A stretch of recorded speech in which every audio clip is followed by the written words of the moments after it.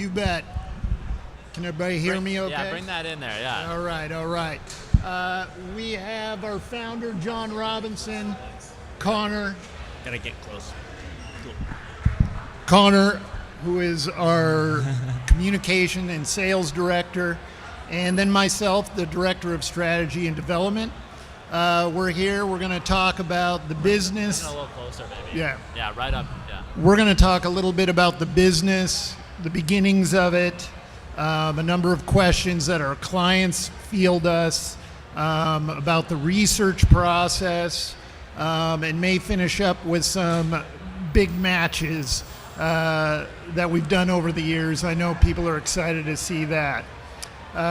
We'll start it off with some questions from our clients and some from me. First off, before we jump into it, just want to say thank you, Ripping Wax, for letting us do this. Also, just so everybody knows, this is our first day at the show, so we will be walking the floor. Come say hi to us if you see us. If you guys have any game use items that are in hand, we can take photos of those and get the process started for you.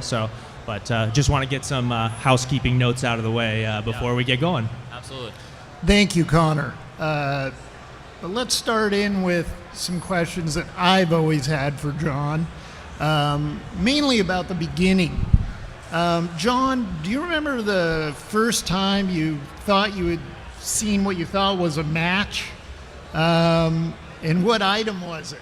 Yeah, so growing up, I started collecting game use memorabilia in probably 7th grade, and we're all from Seattle, and so I was a big Mariners fan growing up and still am today. And so I collected Seattle Mariners game use bats, and I remember the first bat I had that I discovered a photo match for was a Russ Davis bat. He was a third baseman for the Mariners.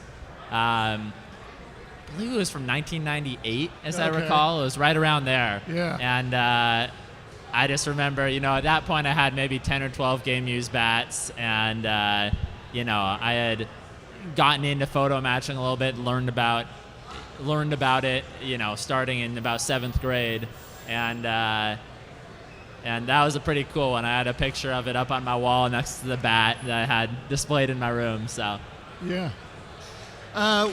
When you began photo matching items and you discovered this process, at what point did you start a methodology or a structured concept to photo matching? Yeah. So like I say, I certainly didn't invent photo matching. It was right around, it was kind of in its infancy, right around the time I got into it. But I went on Game Use Forum, which was a popular forum back in the 2007, 2008 range, and around that time. And I realized there was a lot of people that were interested in getting their items photo matched. Right. And so I kind of from scratch got into it a little bit and learned a little bit about, where are some of the good image sources, and kind of just did it in a very casual, non-regimented way. Right. And then, I did that a few years as a kid, and then got out of it a little bit, and then later took it to another level when we, got to resolution. But we'll get to that a little bit later on, I think. Okay. So it sounds like you really came up with more of a structured methodology when you decided to make a business out of it. Exactly. It was not structured. I think in the early years when I was a kid, I did it, kind of at a novice level, like a lot of collectors did at the time, because there was no professional service. So you kind of just had to do it for yourself or do it for your friends in the industry. And then, of course, when I founded Resolution Photo Matching, we were the first company dedicated to photo matching. Right. And that led to essentially a boom and a shift in what the top form of game use authentication is. Cool. What were some of, like, early on, what were some of the early struggles with photo matching, like, as you started the business and decided to, make a go of it? Yeah, so you fast forward as far as the story of my photo matching journey, I guess, and getting to the point where I founded Resolution. I kind of got out of it in high school and most of college. I was doing other things. Right. And then my senior year of college, I realized there was really a demand for a professional level photo matching service, because You could see the demand. Yeah, there wasn't a company like that in the industry that was a dedicated photo matching company. And so, I knew if I was going to take that on, it had to be a whole lot more professional and regimented than, just Googling and looking around on the internet kind of aimlessly for images. So I launched Resolution in the summer of 2016, and that's when I really developed. I spent about 2 or 3 months just kind of creating an extremely regimented, protocoled process where we go through, every image on every source that we had, which at that time was a majority of the sources we have today, but we've added a few as we've seen the opportunities over the years. So yeah, really creating a professional standard. The other big part was getting licensing agreements with the imaging companies. Right. Making sure we're doing it legally, doing it to where it's fair for everyone. The photographers are getting their share of the business as well, since we're using their images for the res match process. So yeah, continued to develop it from there, and it eventually got to where it is today. Yeah. So during that process, is that when the birth of the side-by-side and graphics for you came about? Like, how am I going to display this? How am I going to show the client this? Exactly. So when we first started Resolution, that's when we created what we call the traditional side-by-side graphic, which shows the item image and the player image side-by-side, the areas where you can see the matching characteristics. It wasn't until about 2 years later that we created what we call our super zoom graphic, which includes a cropped version of the full player image, as well as zoom boxes that we have on the side.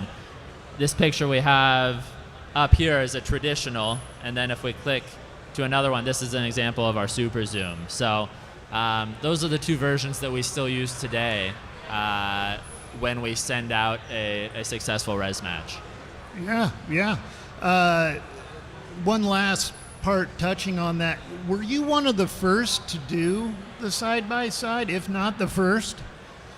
Yeah, so, there were essentially people were doing it on a casual level for their own items, but we were the first people to do a licensed side-by-side graphic, and that's one of the ways I refer to us as the first side-by-side photo matching company.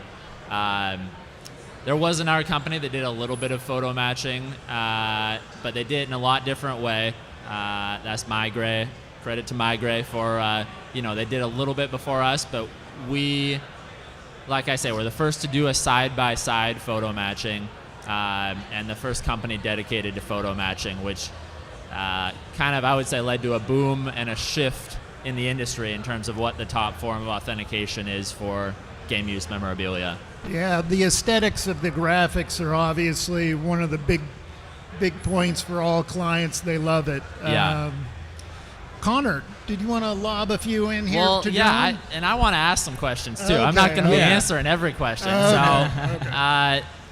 Yeah, Connor, do you want to talk a little bit about where we're from, where we're based, kind of how the submission process works and things like that? Yeah, absolutely. So we're based out of Seattle, Washington, the great Northwest. This was a fun one. If you look on the screen, we have a Jerry Rice Seahawks jersey up there. Go. So that's pretty cool. But based out of Seattle. The submission process, essentially, what's nice about it for us is that you just have to send in photos. We don't need the physical item in our possession for a number of reasons, but we're able to work really well with just the, as we call them, the item images. And making sure we have images of every side of the item. Exactly. Yeah. Every side, close-ups, tagging, all those sorts of things. But yeah, the submission process, it's it's really easy, via email, just send over photos. From there, we're able to get you an exact price quote based on our pricing formula, which that's based on the estimated value added with our res match. Yeah. Hey, Connor, do you need a special camera, or is there certain angles for certain items people need, or is that something you direct them on? No, and that's a great thing. No special camera is needed. Any type of smartphone works perfectly fine. It's in your pocket. You don't got to go get anything new or special. That's the beauty of camera. the beauty of the smartphone cameras, iPhone cameras these days. Yeah. Yeah, and so if you have a bat or a jersey or a hat, you would put in your initial request with us, and Connor would typically send you the template for the angles needed for that particular item, whether it's a jersey or a bat or a helmet or whatever it may be. Yeah, I send out sample photos, and those have the exact angles that we need, and so it's pretty straightforward from there. Yeah. Yeah, we were talking about this yesterday. Let's talk about a little bit in terms of how many items we've matched. Resolution has made res matches to, and how many items we've worked on. So I think we decided yesterday that we've worked on, I think it was like 48. About 4,800. 4,800. We're almost to 5,000 items researched. We're probably since our founding. we're probably a couple weeks away from at 5,000 this in all point. honesty. Yeah. A while back we determined, I can't remember what it was, maybe less than a year ago, we determined we had made 5,000 res matches. So we've of the almost 5,000 items we've researched, I think it's about around over 2,000, probably getting close to 3,000 these days of total items. Yeah. Total items res matched. Right. And then total res matches made. Probably close at this point. We're probably coming close to 6,000. Close to 6,000. So, Yep. Pretty exciting. Yeah, it's something that I think all three of us take a lot of pride in. Yeah. Just the duration of work and research that has gone into that. And just so everybody knows that the close to 6,000 number is basically the number of dates that we've made res matches to. So just if that's a little confusing with compared to the items that have actually been res matched. Exactly. So any given item could have, one res match, or it could have 10 res matches. I think, to 10 different dates. I think, the record, I think we've had a couple items that have hit over 80. Yeah. 80 res yeah. matches. I mean, I know there's some, specifically some Indians jerseys. One comes to mind. It was a Frankie Lindor that we had, 40, 50 matches. And we get those from time to time because, especially with the baseball players, they're wearing them for a big chunk of that 182 game season. Yeah, because the kind of the adage these days is, in the old days, a player would wear one or two jerseys throughout the entire year. Right. Most of the time in modern items these days, they're switching jerseys every few days. But there are exceptions to that, and that's an example of one of those exceptions. Occasionally, you'll have a player just wear the same jersey throughout an entire season, or a couple jerseys throughout the season, or maybe even more common with a batting helmet. Right, and that's one of the really cool things about what we do is being able to discover those types of things. And I'll go back to my example of Francisco Lindor. You think a guy like that, I think the year that I'm recalling, he was making the All-Star team and stuff, but he's still wearing the same jersey. And then you kind of, for fun, you think about, I wonder why he's doing that. Maybe it's there's certain comfort to it. Maybe he's got good juju with it or something. But yeah, always that's one of those things that's fun to discover. Yeah, definitely. It's really fun to discover player tendencies and so forth. Guys like Bryce Harper tend to wear the same jersey for a while because they're superstitious. Jimmy Butler matched the 36 games. he obviously felt hot in that jersey. So it's kind of fun to discover the tendencies of the different guys and the different sports for different reasons. Yeah, absolutely. I also wanted to take a second, because we haven't mentioned it yet, to give a little teaser to the second half of our show. For the last 20 or 25 minutes, we're going to talk about our top res matches of all time. We're going to do a little countdown for our audience here. So stay tuned for the second half, and we're going to count those down. So I've got a couple more questions that either John or Connor lay them can on take. us, Travis. Lay 'em on us.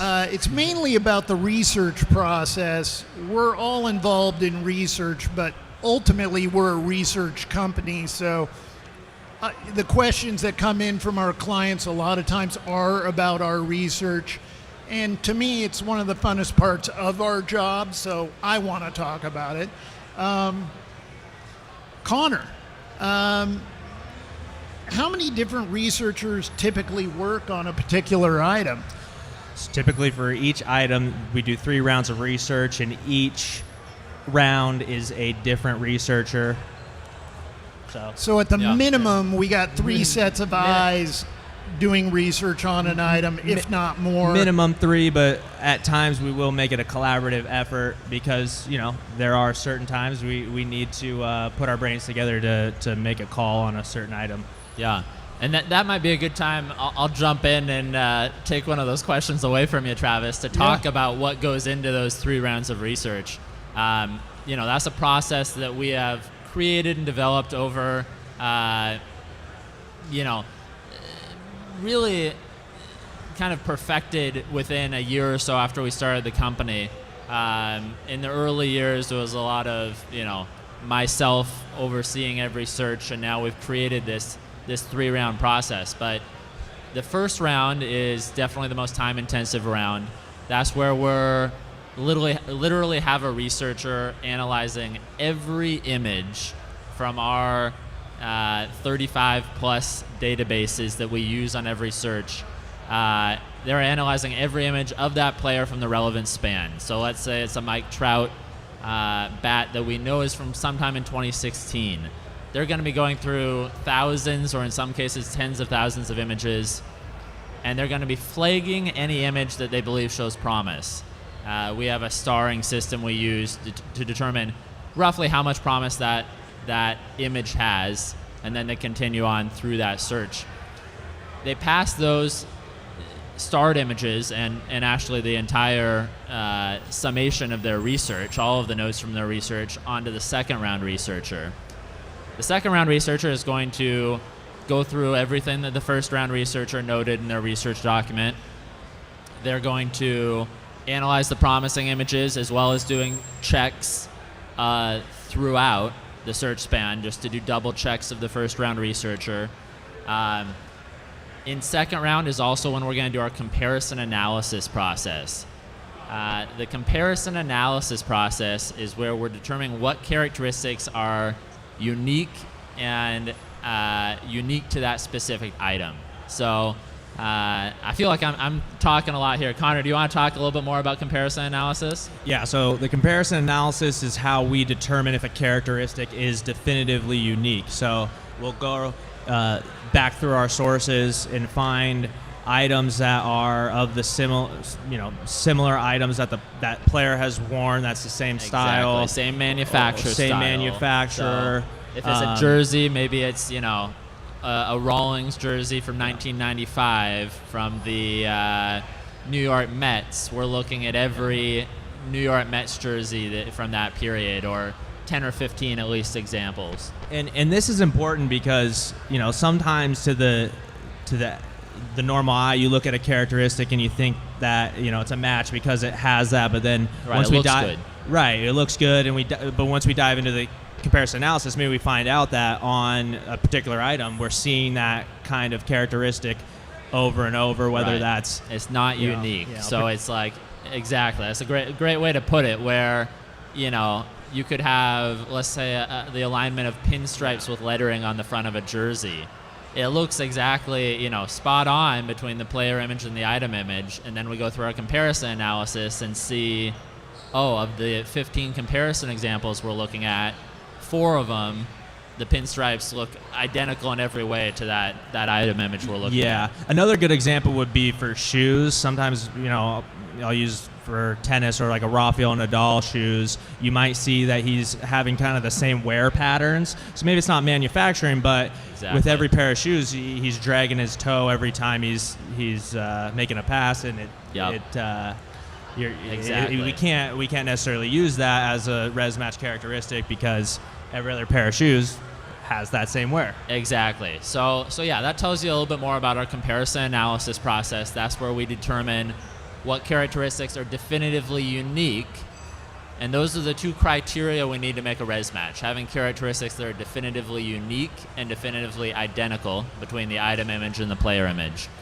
So on the second round, we're going through that. We're also going through the image dating process. So we're looking into if there is an image that's not definitively dated through the image database, we're going to do our own research on that and look into, through various sources, can we pinpoint, whether it's old newspapers or other sources like that, definitively date that image that we have a potential res match to.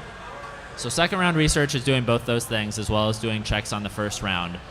And then we go through to our next round of research, third round research, which is essentially doing final checks of everything that first round and second round research already did. So they're going to make the final determinations of, yes, this is definitively a res match, give it another third look.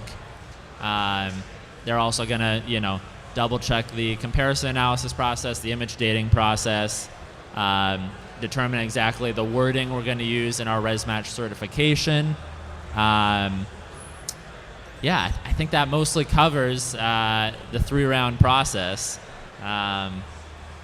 From a resource standpoint, obviously Connor had mentioned earlier that we have over 30 plus sources that we use.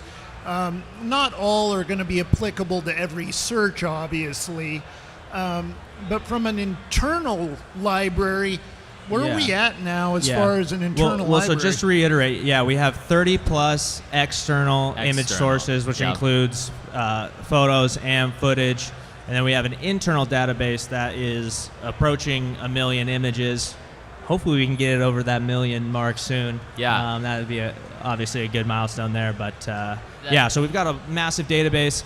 And what we tell our clients is if there is an image out there that is res matching, we will find it. Yeah. If there's an image in existence that has those res matching characteristics, we're going to find it. Yeah, I'm glad you touched on the internal database, because that is another thing that we take a lot of pride in. That's, around or maybe just under 1 million images that are exclusive to resolution photo matching. So no one else has access to those images. Those span all sports, years going from probably the 1950s to present day. And like I said, that's something we take a lot of pride in. We first started acquiring those, and we've acquired them from various photographers, where we've purchased rights to their photography collection. We first started acquiring those in about 2017, and have built those up anytime we see an opportunity to make an acquisition.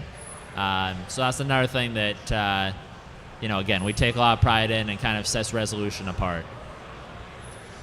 Another question that we always have to handle, and always does seem to come up, is if we don't match something, does that mean it's not authentic?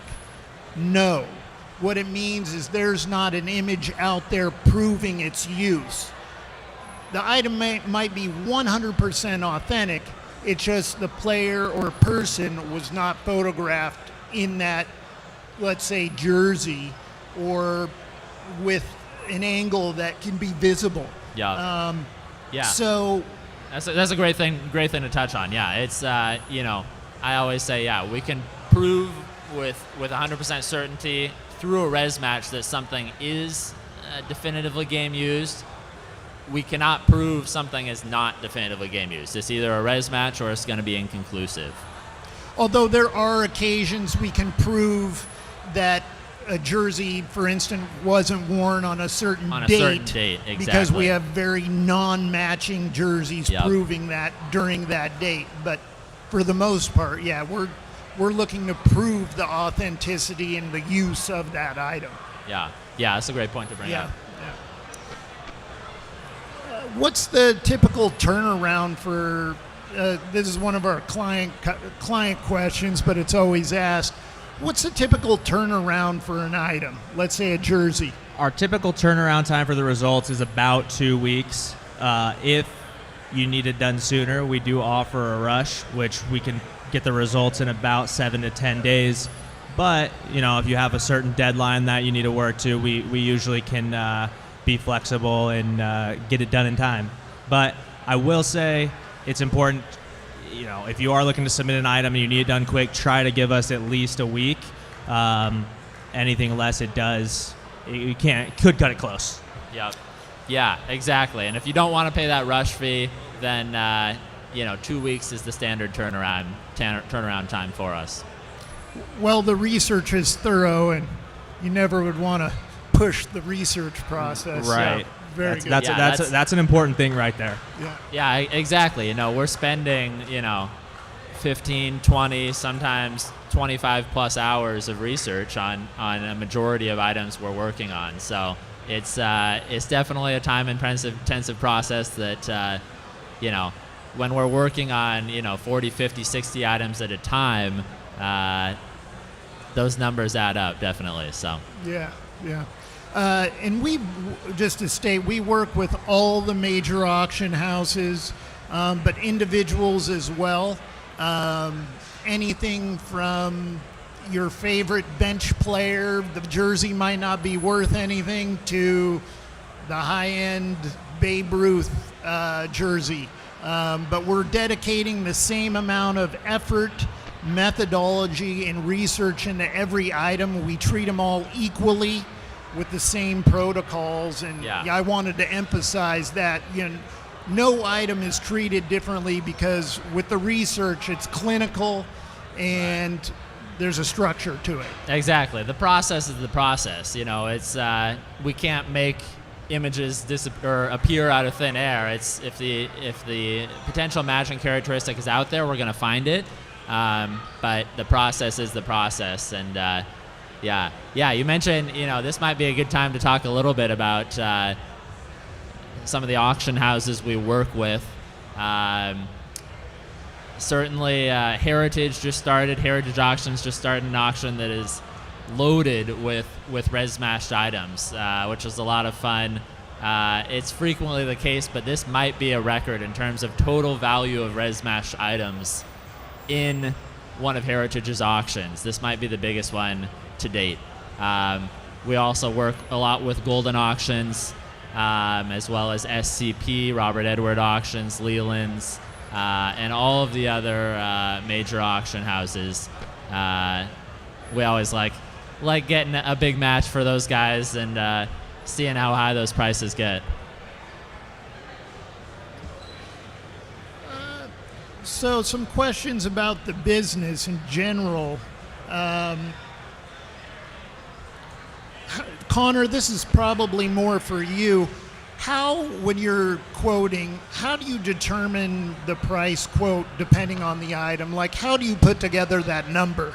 Yeah, the pricing is based on the estimated value added with our res match, and the way that we do that is by researching comparable items. So whenever an item is submitted, we take some time, search what similar items have sold, whether that is with or without a photo match, and then from there we're able to determine what we think that the estimated value is based on that. Yeah. And the span, correct? One of the variables is the span of the search as well. Correct. Yeah. Correct. So whether if the exact date's known, if it's a full season search, if there's going to be multiple season search, that's all factored into it as well. And on occasion, we have most people select all possible matches with their item, because the bang for the buck, You pay for the first 4 matches. The first one is what we call a full photo match, full res match, where it comes with the graphics and the certification. Then there'll be 3 other matches that are called visual matches, which would be noted on the cert that you would pay a minimal fee for. But every match after that 4th match is free. So the Mike Trout jersey that you got 38 dates to, you got 34 for free. Yeah. Yep. Yeah, exactly. That's those are the fun ones for the client. They're fun for us too, but they take a lot of work for us. But yeah, and just to clarify, the full versus visual, the full matches are the ones that include the side-by-side photo match graphics. Visual matches is where we visually go through our research process and confirm the res match. And then that information is included in the res match certification, but does not come with an additional res match graphic. So that keeps the price down for our clients a little bit. The authentication level is exactly the same. We're going through the exact same protocoled process. It's just a matter of whether we actually license the images to make the graphics or whether we just include the information in the certification.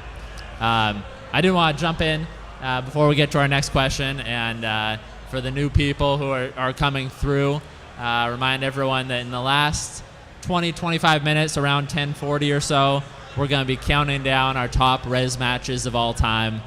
So that's going to be a lot of fun. So stay tuned for that. I should also mention, too, again, that this is our first day here. We'll be walking the floor today and tomorrow, so come say hi. Also, if you have any items on hand that you'd like to submit, we can take photos of those and get you rolling on the process. Well, let's take a second. I want to engage the audience we have out here. And we have a few questions that we've gotten submitted to us from our audience. But does anyone in the live stage right now have any questions for us? All right, we got bashful crowd. Well, we'll go with some questions that we've gotten previously via email. Yeah. But one of them I wanted to touch on is one of the areas where we've seen a lot of growth. Some of the areas we've seen the most growth in photo matching. Certainly, you're always going to have baseball, basketball, football. There's going to be a lot of submissions there, hockey as well. But we've seen a lot more soccer items in the last year or two, as well as a lot of non-sports items. Maybe we can talk about that a little bit more too. Connor, you want to talk a little bit about some of the non-sports items that we work on? Yeah, the non-sports items are pretty fun. We have a couple on the slideshow here. Oftentimes we're getting items that were screen worn. In particular, on the slideshow, you might see here a Kate Winslet overcoat that she wore during the filming of the Titanic. Yep. Movies, TV shows. We had pop culture. We one of the big ones too is the Amelia Earhart flight cap from her first transatlantic flight. Yeah. So we have. So I wanted to jump back to movies. I mean, we've done a few at this point. The Jonah Hill Superbad shirt is always one that I like to talk about. Kate Winslet Titanic. We've done a few others. Tupac. We did a Tupac shirt a couple years ago. There's one I don't think we should talk about, but there's that's a very famous item that certainly hopefully comes to auction at some point. But there's a lot of things out there. One that we have to keep confidential for now, but another big one. You're forgetting a whole genre of music. Musicians and guitars. So that's the next one. You have music used items. So guitars. We had a tank concert top. shirts. Hayley Williams from Paramore tank tops. So, just some kind of random stuff. But it's always fun when we get those. Just obviously we're mainly sports items, but when we do get those kind of items, it's fun to kind of expand our horizons. Yeah, definitely. And back to John's point, the influx of soccer items that has been submitted to us over the last year is tenfold what it was before. And a lot of times we see those jerseys as, as we're monitoring the market, as Connor is looking at comps as things sell, we're seeing the influx and the interest in soccer. Number one, it's the biggest sport in the world, worldwide. But a lot of the jerseys are just now kind of gaining value in the game used market. And so we've seen that influx of jerseys and cleats and so forth. It's been fun to watch, and we've learned a lot about soccer that people and games we didn't know before. So Yeah. I love that aspect of it. Yeah, definitely. I've always been baseball's always been my favorite sport, and soccer was one that I didn't watch as much growing up, but yeah, certainly one that's getting more and more popular in the United States. Of course, it always has been around the world. So Yeah, what was the search the other day? Dating a PSG player. I ended up having to watch the majority of the game just to determine the dating, I guess the half that the jersey was used. And sure enough, we found it right before the end of the first half. But that's the fun stuff, is you're looking for that moment where you're like, that's the moment. We've got it res matched. Now we've got it time stamped. So I just love that aspect of it. yeah, absolutely. Another question that we get a lot is, how many matches will you find if an item is submitted to resolution photo matching? How many matches can you potentially find for that item?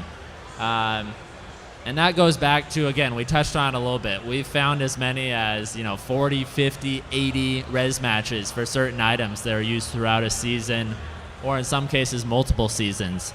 And again, you have the option. If you just want to pay for one res match, you can. But in terms of maximizing the value, a vast majority of our clients, probably 90% plus, go with all possible res matches. And so that's when we're going to do that first full res match. And typically the additional ones will be visual res matches to keep that cost lower for our clients. But yeah, and again, after those 3 visual matches, everything after that is free. So that's that bulk deal we offer. Well, and I'd like to interject a little bit there that, interestingly enough, that 10% that select one single match, it's usually because they know that it was just used on that one particular date, because maybe it was a special style or so forth. So they know it's not worth spending the extra research time and, affecting the quote potentially. So Yeah, absolutely. All right, Connor, I've got a question for you. Talk about new versus old. Do we only match modern items, or how far back can we go? No, we match items across all decades, generations, you name it. We've made matches, I believe, back to the 1920s. Yeah, I think even one or two from the 19-teens, maybe. Yes. We've touched into the 19-teens. Yeah. Maybe a Ty Cobb bat that you may or may not see later. Yeah.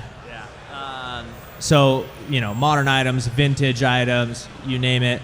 Now, I will say, obviously with vintage items, because we get this a bit, is that, the odds of making a res match may be lower, but, the value added is going to be much higher. Exactly. If we are able to make a match.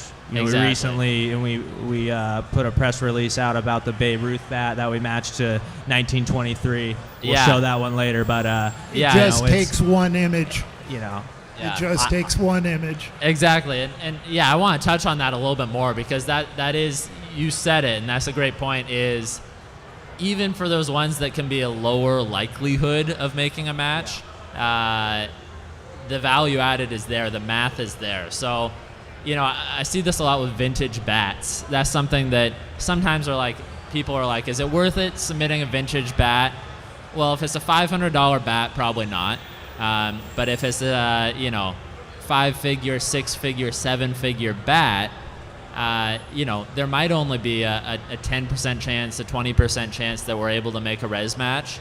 But when you're paying, a few $1,000s to take a shot at potentially adding a couple $100,000 in value or $1 million in value, you just do the math. 10% times $500,000 in value, that's $50,000. Our quote's going to be a lot less than that. So the math makes sense to give a shot on some of those items, even if they're a little bit tougher, if they're higher value like that.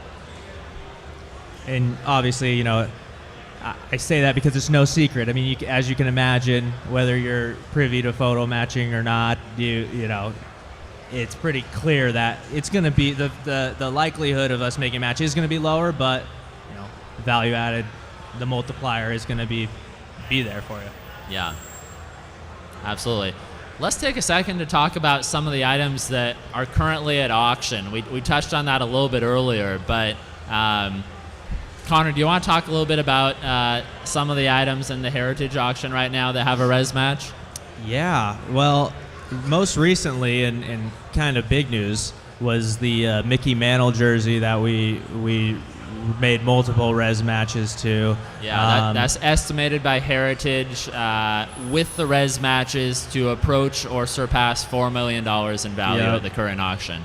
Yeah, and some of the matches that we made were during the 1958 season, as well as spring training for the 1959 season. We also ended up making res matches to they filmed it in December 1959, and it aired in 1960, but it was the Home Run Derby television show, so a bunch of legends had this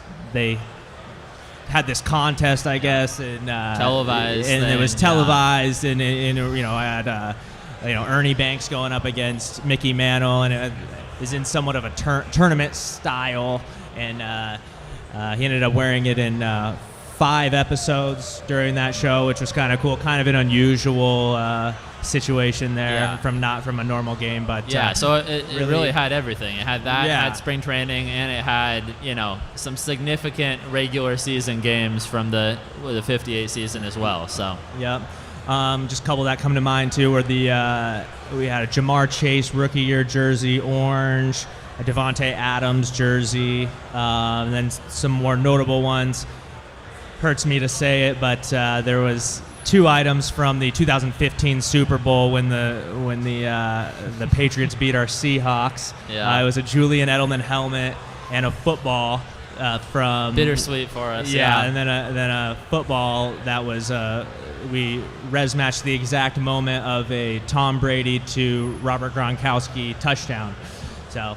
There's also we'll save another one of the best ones for last, but there's also a Mike Schmidt uniform that was res matched to multiple images. The powder blue Phillies, Robin Roberts res matched jersey, Dan Marino on the football side.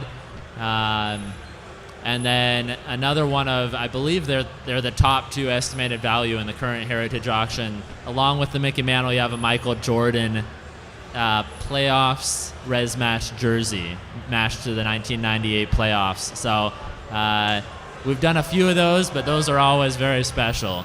The Heritage auction, which goes until I believe the 3rd week of August, is definitely res match packed. We can also talk a little bit about the recent Golden auction. Travis, do you want to talk a little bit about some of the Team USA jerseys that we res matched for Golden? Team USA, we worked on them quite a while back. It was actually last year, but they came out. Huge auction for Golden. It was USA jerseys that Karl Malone's wife had gathered on the locker room floor from various games throughout the Olympics and Tournament of the Americas.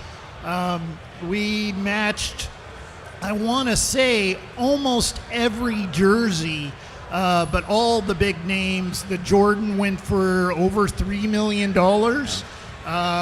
And all the other big names, 88 Olympics. You can see the Jordan on the screen right now.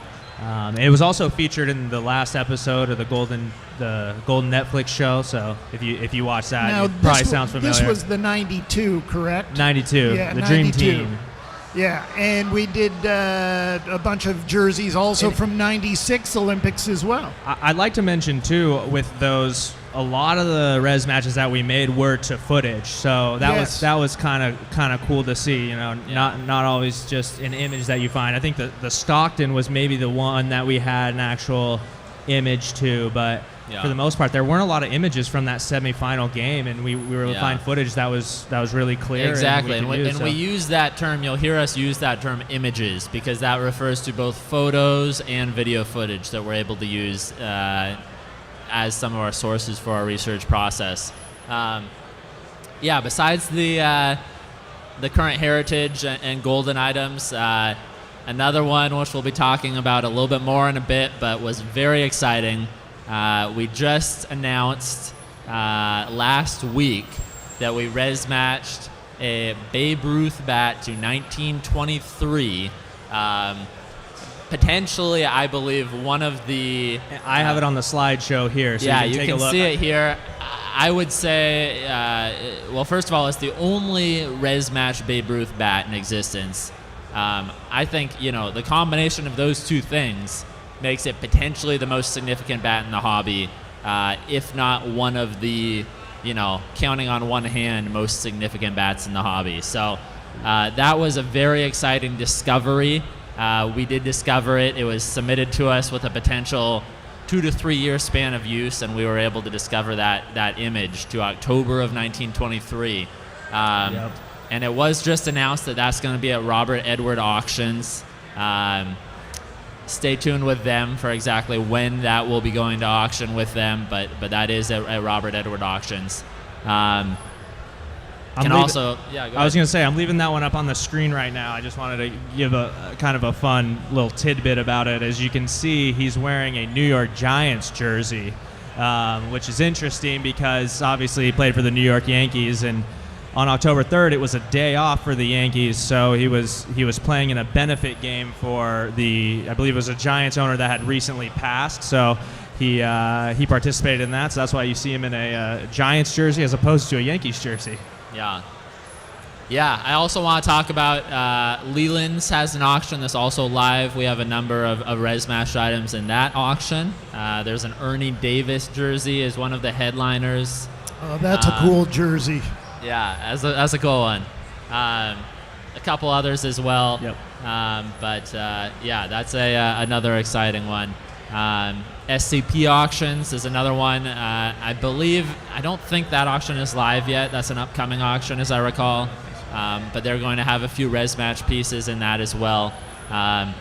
So if you're looking to buy, there's a lot of res matched items currently and in the near future up for bids. So. You just kind of touched on something. We were talking about bats, the Babe Ruth bat. We were talking about the Michael Jordan jersey. We get asked this all the time from our clients. Are certain items harder to match than others? Is a bat harder to match than a jersey or a helmet or a pair of shoes? Connor, John, what are your thoughts? It's always hard to say. Until we do the research. And it depends on the item too. I mean, some have easier characteristics relative to others, and some have more difficult ones. For example, if we were going to work on a vintage Yankees jersey with pinstripes, it's probably going to be a little bit, there's maybe going to be a little bit higher chance than a vintage jersey the same year that's just, gray. Yeah. Just because based on the image clarity, like the pinstripe alignment is going to be more It does visible. depend, though. Those older gray jerseys, of course, also have the lines and spots in that flannel material. So there are different characteristics we can use. I always go back to, again, the classic adage is older items, the images aren't going to be quite as good, but items were used for a longer period of time the older they are. So that's the trade-off where, there's pros and cons in terms of the difficulty of res matching for both of those. Again, I always say if the item value is there, let us give it a shot, and price-wise, it's going to make sense to give it a shot. So, and until we do the research, we really don't know what the chances are going to be. So exactly. That's kind of the big thing that I say across the board to clients, because that's a question that comes up all the time. Exactly. And we get that question frequently when items submitted. What are the chances? It's so hard to say. When we got this Babe Ruth bat, for example, we just res matched. The chances were going in were probably pretty low. And then we made the discovery. Luckily, the right image was taken at the time he was using the bat. And, we added potentially a couple $1 million or more of value because we were able to make that res match. Also, too, it's just, want to be transparent across the board and, but at the same time, don't want to provide any sort of false hope or anything just based on, a guess on what the chances exactly. could be. We don't want to. I don't want to tell you there's a good chance it's going to be matched, and then we don't make a res match, and you get mad at me because I told you there was a good chance. Exactly. So. Yeah. When people submit items to us, we try and be as straightforward as we can with them, but that usually is the answer. We just don't know until we actually do the research to find out. So, that's a great question though. It comes up a lot, definitely. Yeah. Do we have? I think we're just a couple minutes away now from getting to these top res matches of all time. John's excited about this. That's the highlight for me for sure. But are we ready to do it? What? Are we ready? Sure. Let's do it. Yeah, let's do it. I think that's a good call. We're gonna get the slideshow going here. We're gonna walk our live audience through our top res matches of all time. We're going to count down. We have 8 of them to share today. We're going to count down from number 8, and we're going to end it with number 1 at the very end of our talk. All right. I'll go ahead and start with the Bobby Wagner helmet here. When we were making this, we had to include a Seattle sports item. We had a lot of different ones to choose from. This is the only one from an actual championship game that Seattle was in. Those are not much. Sadly, few and far between in our history. A lot more coming up, I'm sure. Yeah, couldn't choose any Mariners jerseys, so decided to go with this one. And we're Seattle based, and not gonna lie, we're Seattle homers. So absolutely, yeah. Anytime we get a chance to work on a Seattle item, it's always a little extra special for us. Could have picked a few, but I've been watching a lot of Seahawks stuff as the season's about to start, so I wanted to pick this one. So yeah. But you want to talk about? We're gonna move on to some more of the vintage ones and talk about those. I can't see it. Yeah. Next one we have up is Magic Johnson NBA Finals game orange jersey, and one of the cool things about this one was it was matched to both the 1980 and 1984 NBA Finals. So obviously he wore it probably for a period of time in 1980 and then put it in a drawer or something like that and decided to pull out his lucky jersey for the 1984 Finals as well. The res match was made based on the alignment of the mesh holes with the Lakers lettering on the front as well as the numbers. I believe we had a few fraying threads on there as well that we were able to use as res match characteristics. Yeah. Well, I was going to say that one's really fun because it makes you think about the psyche of the player and what went through his mind when he pulled that out 4 years later for the finals. If he did that on purpose, if he told himself a while before, if we get to the finals, this bad boy's coming back out. Yeah. It's magic. Tried and true, baby. All right, what do we have next? We have the Diego Maradona Hand of God gold match-worn jersey, and this one is one of the holy grails in the whole industry. This one we're really, really proud of. It's pretty amazing. This is number 6 on our list. This set a price record at the time when it sold. It sold through Sotheby's, who is another auction house we didn't mention because I don't believe that we have any live items with them right now, but we've matched a number of items for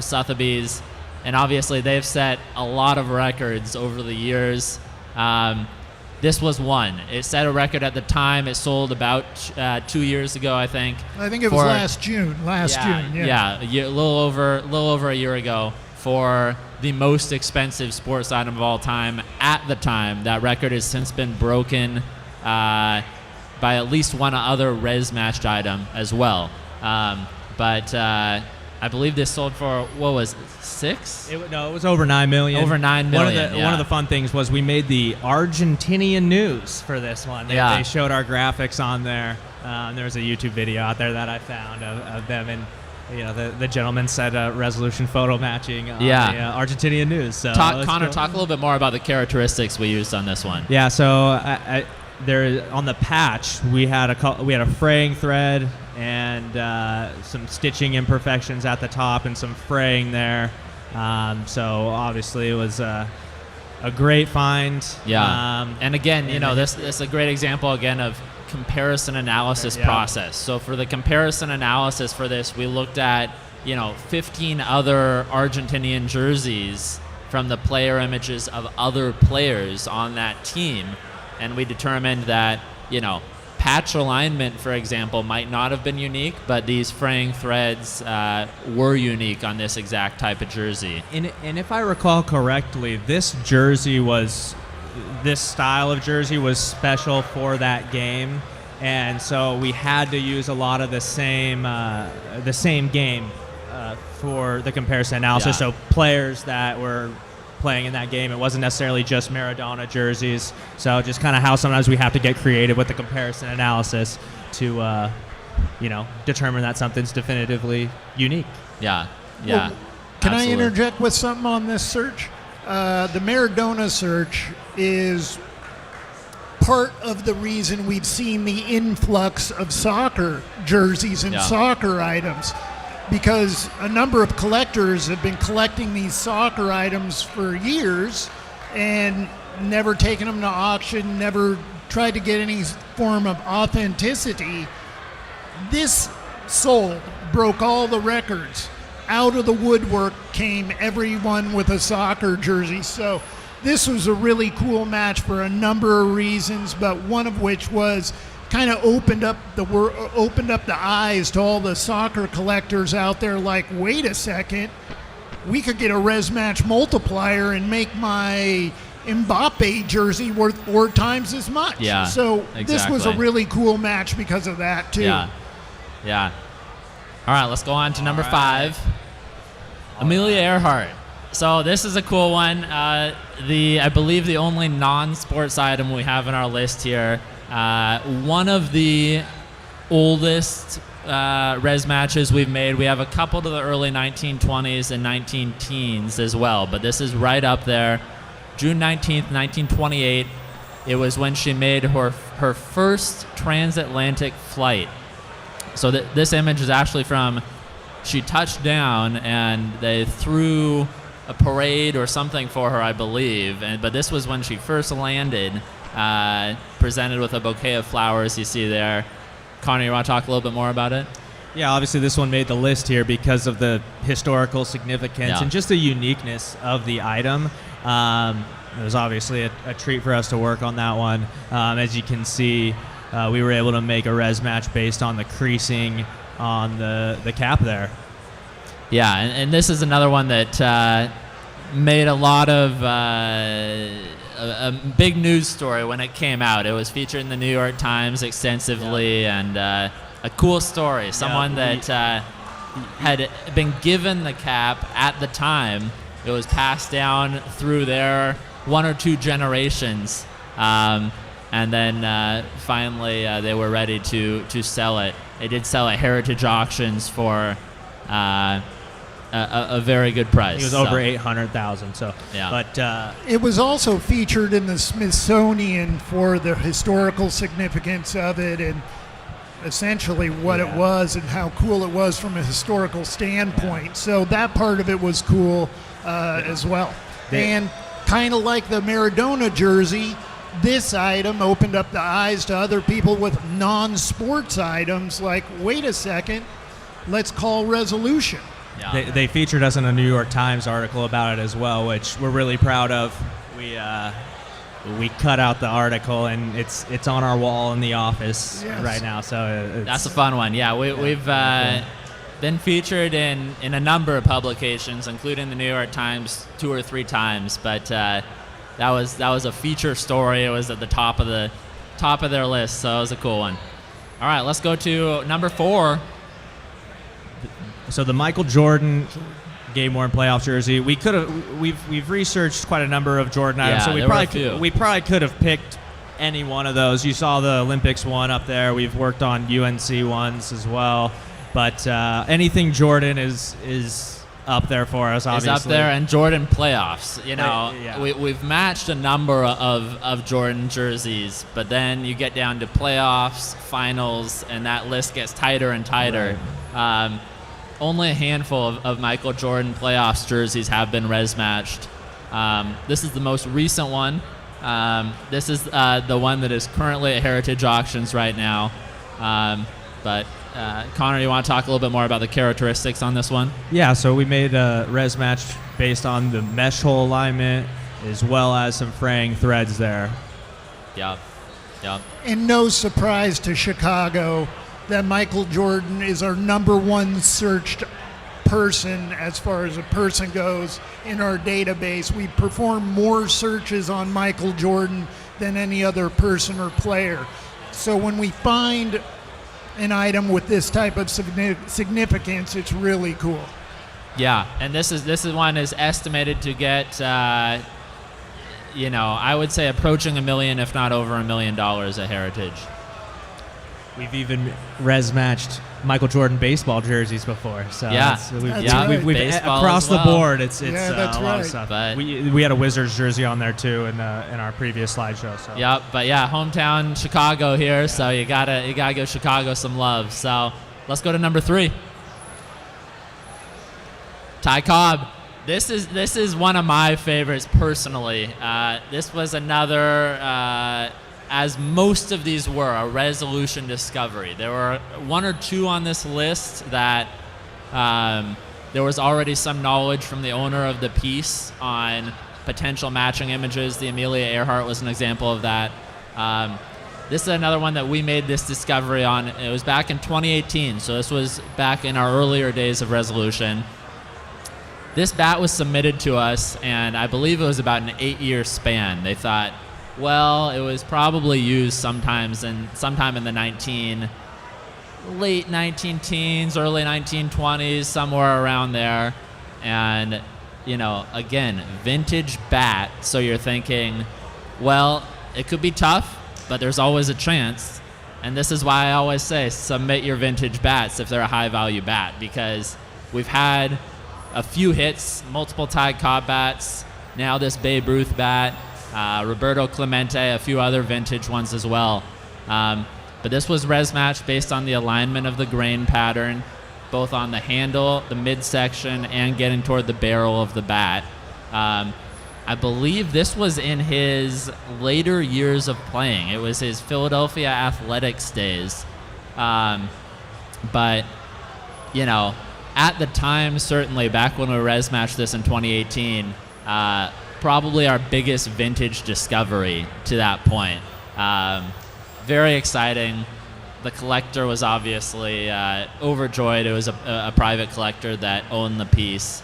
And that's a very fun one for us going back a few years. So. We've res matched another Ty Cobb bat as well. So yeah, that was in the last year, I believe. We res matched our second Ty Cobb bat, and that was from his Tigers days, wasn't it? Yeah. I get a kick out of the Ty Cobb stuff. As you guys know, my grandfather actually met Ty Cobb and got a baseball signed by him on Christmas Day. So whenever I see these kind of things, it makes me think of him, and so it's always kind of fun to see. Yeah. All right, let's go to number 2. We have a few minutes left here. Yep. So this is the Babe Ruth that we already talked about, but yeah, we go from our 2018 discovery of the Ty Cobb bat to number 2 on our list being our discovery made 2 weeks ago. Yeah. Great point. So again, this is another one where it was submitted to us with about a 3 or 4 year span of potential use, and we made this discovery. Yeah, as you can see, we made the res match based on the wood grain alignment there, and just Yep. what Again, a that's great find. Yes, And on the midsection as well as the barrel, there were about 7 different grain patterns that lined up perfectly when you put them side by side like this. And again, it's another example of we went through the comparison analysis process where we looked at 15, 20 other Babe Ruth bats from that period. We look at, all right, is this grain pattern really definitively unique? And we, of course, as you can see here by making the res match, we determined that that was unique to this specific item. As Connor touched on before, we've talked about this one a little bit, but match to October of 1923 when he was playing in a exhibition for the Brooklyn Dodgers. And, New York Giants. Or, I'm sorry, yeah. New York Giants. New York Giants. Yep. And he hit a home run in that game, didn't he? I believe he did. I think he did, yeah. I believe he so. did. We found of course, we matched it not to a specific at-bat, so we can't say with Right. 100% certainty that it was used for that home run, but he did hit a home run in that game. So that's definitely an exciting one. All right. Are we ready? Are we ready for number one? Number one. Here we go. We're going to stick with Babe Ruth here. More Babe Ruth. Yeah. 1932 jersey. Yeah, so this one he wore 1932 for the home opening day as well as during the World Series. So it spanned the whole season. There were a lot of images that we matched to it, but I'll let you kind of explain a little bit more about it. Yeah, so exactly. You talk about a span. It was literally res match from opening day to the World Series. So that's about as far from one end of the season to the other end of the season as you can get. I believe he hit home runs on one of, if not both of those, opening day and the World Series. Yeah, this is Babe Ruth in his heyday. This is the Yankees in their heyday. A one-of-a-kind jersey, It's certainly. awesome seeing how thick those pinstripes are and just the alignment there. It's also cool, with the Ruth bat and the Ty Cobb bat, seeing, images from the 20s and 30s that were clear enough to be able to make a res match. Yeah, absolutely. So it's, again, as we talked about there, fairly straightforward in terms of the characteristics on this one. It's the alignment of the pinstripes. When you go back this far, they actually didn't even have a logo on the front of the jersey. It's just a pinstripe jersey. But you can see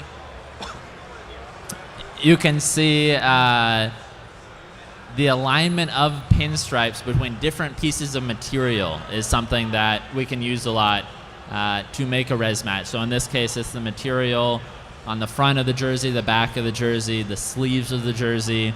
When different pieces of material line up, that pinstripe alignment is, in a vast majority of cases, going to be unique. And of course, on this one, we went through comparison analysis and determined that it was unique to this specific jersey. Well, and like a lot of our top res matches that we're showing you here, obviously a lot of these have now historical significance. So it adds a level to them. It puts them in the top 10. Yeah. And that's the part I like. The history guy in me loves to learn the stories, loves these discoveries because it is a piece of history. Absolutely, yeah. And it obviously doesn't get a whole lot more historic than this when you're talking Babe Ruth World Series. We're about to wrap up here. I just wanted to say before we go, if you're interested in submitting an item to us to research, you can email us at info at resphotomatching.com, resphotomatching.com. Check us out on our website, resolutionphotomatching.com. We're on Facebook, Twitter, Instagram. Yep. Any final points? Feel free to email us if you can't find us at the show here and want to meet up. Again, we'll be walking the floor today and tomorrow. If you bring your items in person, we can take photos for you and get the process started. Yeah, so, absolutely. Hope to see everybody. Hope to meet everybody. And, we're excited to be here first day, so it's going to be a busy day for us. Yeah. Thank you, All right. Chicago. Thanks, everybody. Thank you, Ripping Wax. Appreciate you guys giving us Thank you, Ripping some time. Thank you.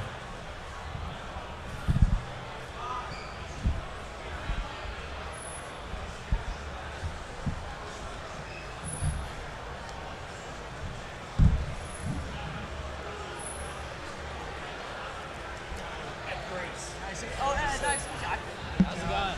Good to see you. I was wondering, you have a lot of Chicago items, so I was thinking Thanks for all your hard work. Yeah. I'm Travis. I'm Travis. What's your name? Ed Grace. Oh, Ed Grace. Yep. I see your name. Yeah, good to see you. Thanks for staying for the whole presentation. Yeah, thanks for listening. Watching. Great job, guys. Thanks for everything. Yeah, thank you. You got some Thanks cool again. items. Yeah.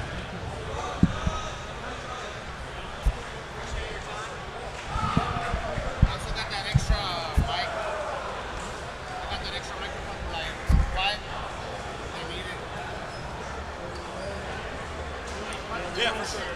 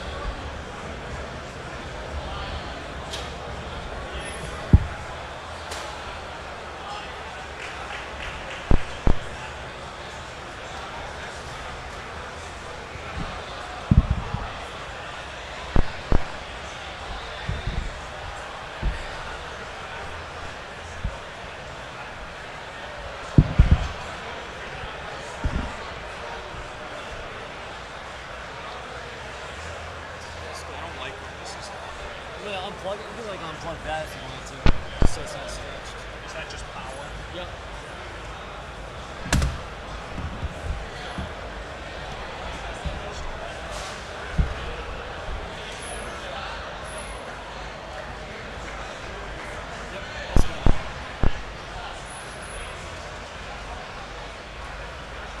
Right, yeah. Should have given them an intro as well. Yeah. I didn't want to take one of those out. I just put it back in.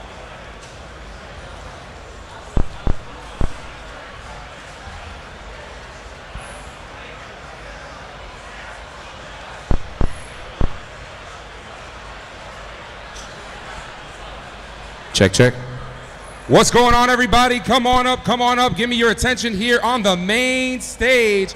We've got a very, very interesting panel here today. We're going to be discussing strategies to grow your card business today. And what better way to learn than from people who are in the industry right now. I'm going to have Whatnot's very own Chris Chan joining me up here with Sappy Sports Cards, Yoni from Hobby Box New York, and Zabron. They're going to be giving you tips on how to grow your card business. You're not going to want to miss this one out. Let me give these guys the round of applause and the introduction they deserve. Coming up to the stage, Sappy Sports Cards, Hobby Box New York, and Zabron right now. Give them a round of applause, ladies and gentlemen, as they are going to give you these strategies right now. And of course, again, Chris from Whatnot is going to be moderating this panel here. Please come on by, come in, fill the seats. Let's get these guys the attention they deserve. And of course, let's learn more about how to grow this business. I'm going to pass it off to these fine gentlemen here. Enjoy the panel. Yeah, wireless. Got the wireless going on. Can y'all see him okay? Yeah, it's over start. 11 o'clock. Close to the mic. That's all. Yep. I'll never see it. Just be moving anyways. It doesn't matter. Okay, let's kick this off. Hi, everyone. Thanks for joining us today. It's great to be here in Chicago. I wanted to welcome you all to the Ripping Wax Case Break Pavilion powered by Whatnot. We've got a great panel for you guys today called Strategies to Grow Your Sports Cards. My name's Chris. I'm on the Sports Go-to-Market team here at Whatnot. And here with me today on the main stage, we've got amazing single sellers on the platform who are amazing at what they do each and every single day. They are household names in the hobby, and if you don't know who they are yet, you will by the end of this session. So let's get started. Here on my right, we've got Zabron, who goes by The handle is LeBron James 23 on the platform. We've also got Yoni from Hobby Box out in Brooklyn and also in Florida. And last but not least, Sappy from Sappy Sports Cards down in Dallas. So let's give it up for them. Thank you, guys. To get things started, I'd love to hear from each of you. Just go around the horn. What was the first sports card experience that really drew you into the hobby and lit up your passion for sports cards? Maybe just start with Yoni. You want to talk about that? I'd probably have to say in the 2018 National, the Luca National. My brother and I walked around with a black North Face book bag and bought every PSA 10 Luca Prism between 60 and 70 bucks. And when I had 30, 40, 50 of them in my bag, I'm like, all right, I think this is real. I think that's when we decided, like, all right, we got to start moving in the right direction, start really, exploring what we're going to do with these things. And fast forward to a year and a half later, Luca literally opened my store. Nice. Between silvers and base and autos. It's crazy. That's awesome. How about you, Sappy? So I'm sure, like a lot of us, we collected as children. Like one of the most iconic cards that brought me into was the '89 Upper Deck Griffey. Oh, yeah. I was chasing. I actually lived in Korea at the time, and then moving here with school getting in the way and everything else, I kind of like forgot about cards. But I think it was like 2008 or 9, maybe 7 even.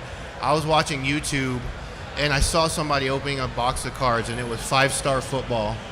And the guy paid $500 for the box. This is back then, and I was like, "What? Cards are that expensive?" It's like 20,000 now. That got me hooked.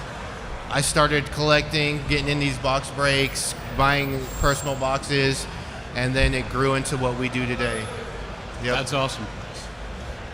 Okay, I don't know exactly where to look, so I'm going to look at you, and I'm going to look over here, and I'm going to try to go Everywhere. back and forth. But mine dates back to when I was a kid. I actually, this story's based on honesty and a card shop owner that wasn't very honest. I had a babysitter who was from Minnesota and got me very into Stephon Marbury. And I should have been collecting Kobe, but I was influenced into collecting Marburys. And I would keep trading and trading and trading my Kobe's for more Marburys. At one point, I realized one of the ones I had traded was worth a lot of money, and I wasn't able to get it back. Nice. Of course.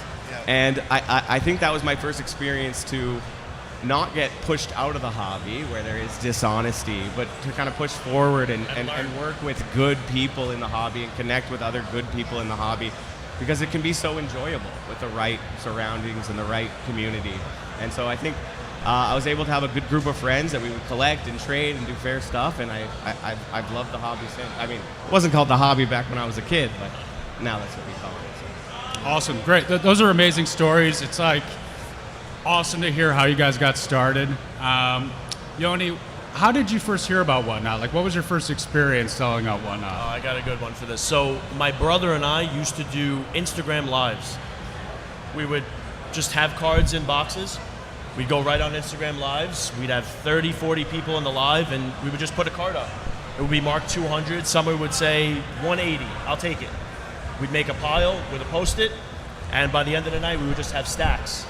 And we got an email from a company called Whatnot, and they said, "Hey, we love what you do. We think our platform would really change your business." We just tell them, "Come on. We go live for a couple hours. We make tons of money. No fees, no nothing. Leave us alone." I said, "Trust me when I tell you, try this app." We went live for, I believe it was a Saturday night. And we went live. We said, all right, we'll give them 2-3 hours. I think our stream was 15 hours long. Wow.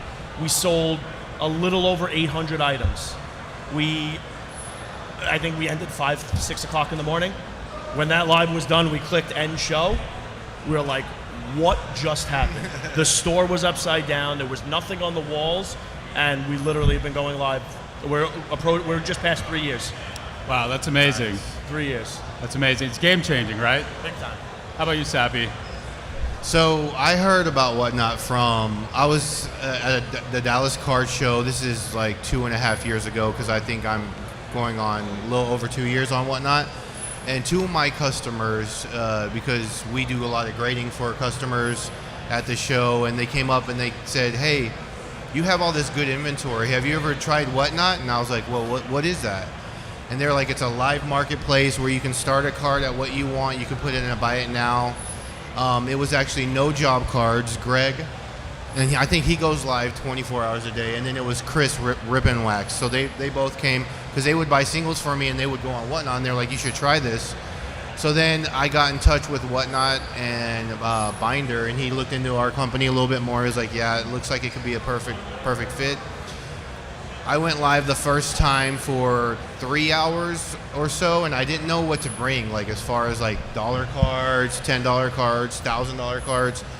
And the first show was like exceeded my expectations by a lot. I knew this was something that we had to have, and we built something really good on Whatnot, and I'm glad we did it ever since then. That's great. Yeah. Love to hear about how you guys have evolved since day one, and like how Whatnot has been there to support that growth. Maybe Zabran, maybe why don't you take that? Yeah, I was gonna jump. I had a little thing to say about finding out about Whatnot. I got good impulse control now, and the username who told me about Whatnot is I don't know if I can say it into the mic, but it was a pretty funny username. I jumped onto Whatnot. It was a friend of mine who knew about my personality and my love for cards, and he said, "You need to do this." Within the first week and a half, I had sold through all the stuff I wanted to sell through out of my own personal collection, and was starting to get messages about other collections. A guy that was in the community asked if I could buy his $25,000 collection for $12,000. At that time, I didn't know if I wanted to take that risk. We made the deal that I would pay him in 2 months after that point. I called him 2 weeks later and paid him in full. And it's hit the ground running ever since, buying collections with full confidence, being on Whatnot. So Awesome. I was prepared for that. What was the next that's question? good. That's like that was the tipping point, which is Okay. amazing to hear. Like that really like got you hooked. Yeah. And then the next one's really just about like how you've evolved since that day one, and like how has Whatnot supported that growth over time. I think with Whatnot, you really can do anything with your sports card business. Whether you want to do breaking, whether you want to do singles. We're very interested up here in singles, but it's involved with being able to do consignment shows or collaboration shows or helping other people get out of their collections. I think one thing that I created was called the hobby homie shows, where friends would have a whole show dedicated to them to be able to get out of some of their collection or repurpose their collection. And I think it's really improved the brand and allowed people to get out to sell some of the cards they wouldn't have been able to otherwise. Awesome. Yeah. How about you, Sappy? So for me, I feel like the more outlets you have to sell, the better. For companies like us, we have shops, both of us. So the more outlets we have, Whatnot has grown my company exponentially on the singles side, to where like even in my shops, I don't really put in that higher end stuff because I save it for Whatnot and my customer base. And so also the relationship that we have with Whatnot is I work with a bunch of other corporations, like other companies, but the relationship with the support that I get from you guys, I love everything that like we do with you guys, and you guys show me the like best support, but it's added another like area where we can sell tons and tons of cards, new customer base, and that turned into, even I know Whatnot does grading themselves, you guys grade with PSA, it's turned into more customers for me on the grading end too, which, you know, I tell them either way, look, you can go this way or this way. And so it's just the options that it gives them and everything else. It's really helped us grow exponentially in the last 2 years. That's awesome to hear. Yeah, like we're really about just growing the market, right? And so however Right. we can support, whether it's seller development, success around that, getting you guys involved in beta tests on the product side. Love to hear feedback from you guys. Yoni, how about your experience around just like the evolution since day one and support that you've received? I think one of the biggest pros about the app is the whole PSA integration. It literally changed our business. We've probably done close to 2,500 additional submissions just through the app. That's awesome. We have a shop here. We have in New York. We have a shop in Florida. So we do submissions regardless. This is just an extra stream of it's an extra stream of customer. You know, what Whatnot brings to the table is just simplicity to the customer. Hey, just click this big yellow button and you will get whatever you want. Hey, just swipe over here and we'll send the car to your house. You know, oh, you want to change your address? No problem. Customer service, send us a message. Don't email us. Just send us a message. We'll reply back to you. So those, you know, those simple features is what makes the customer say, you know, all right, maybe this guy's a little cheaper, but Whatnot's just so easy. At the end of the day, Americans are lazy. Let's be honest. We're all we have Wally. that laziness to us. You know, I mean, look at Uber Eats. Something like Uber Eats. You don't have to get off your couch. You One don't have click, to there greet you the go. guy at the Yep. door. Instant gratification. Literally. You don't have to greet the guy at the door. Oh, you can text him and tell him, hey, just leave my McDonald's by the door. All those little things, Whatnot makes it even simpler. You know, and the guy won't leave it on the floor, he'll put it in your mailbox. So, you know, those are the type of things that, you know, when the customer finds it so easy, it makes it easier for us to expand our business and grow and change, you know, it easily. Right. Yep. You guys are all super successful sellers, over 100K plus a month. Some of you guys a lot more than that too. And I'd love to hear, and the audience probably wants to hear too, like, what's your secret sauce? Like, what's the stuff that you guys have learned over the X period of years that have like really formed the way that you run your business and the way that you've been able to scale over these past few years? Sabran, do you want? Yeah. I think it's truly. I think it's for me. I think it's an innate piece is my secret sauce. So I don't know if I can share my innate piece. It's my love for connecting with people and talking and chatting and getting to know people. And I think that in itself, it allows you to make different connections to different people, have different opportunities with buying and selling. And I think if you're here just to buy it, say, you know, the quote, buy into my break, DM everyone, send out those massive DMs. That's going to be a failed business right away. You have to connect with people. You have to actually like connecting with people. And I think that's a big part of what I do is genuinely like connecting with people in the hobby. Yeah, absolutely. Yeah. Sappy, you wanted to add anything to that?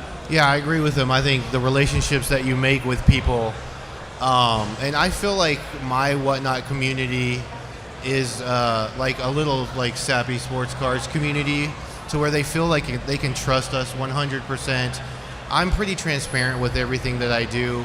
I'm big about like spreading love and just like, especially nowadays, and just being, you know, true and having them feel comfortable when they come into my stream, be like, okay, I'm gonna get a good card, and I know Sappy's not gonna like try and get over on me. Do cards go over comp sometimes? Yes. But if it's something that's like crazy, I'll bring it up to the customer.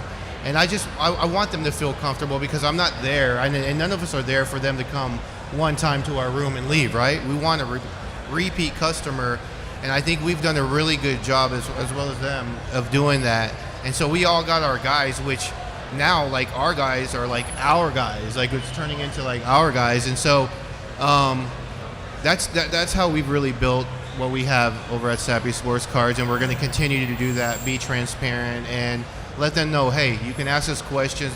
No question is a stupid question, unless it's like a troll just trying to come into the room and mess things up. But yeah, that's how we've got to be able to grow. And do Well, that. you guys specifically have been really successful on being able to cater to the higher end market and Right. moving a lot of the higher end product. And so I would assume like that's where the trust comes in, right? 100%. Like, I'll show comps, I'll show everything, but if a player is like on the down, I'll say, hey, Joe Burrow just got carted off the field, right? I mean, it's a calf strain, so what? Maybe 3 to 5, 4 weeks, something like that. But then, if a player is hot, I'm going to bring that up too, because, you know, I just want to be fully transparent with everybody and be like, hey, this last comp was this, but I'm telling you it's worth more than this. You put it on eBay today, stuff like that. So I've been able to sell those higher end cards and start them at $1 sometimes, and that part's very fun, even for us on our side, to be like, okay, am I going to get beat up here? What's going to happen now? Is it going to go for what it should be, or is the hype going to pay off and it's going to go a little bit more higher? So yeah, For sure. And Yoni too, like I'm gonna call you the marathon man because your whole team, you guys are like troopers out there. Like, what differentiates you guys from the rest? So the fact that Sappy and I both, we have shops.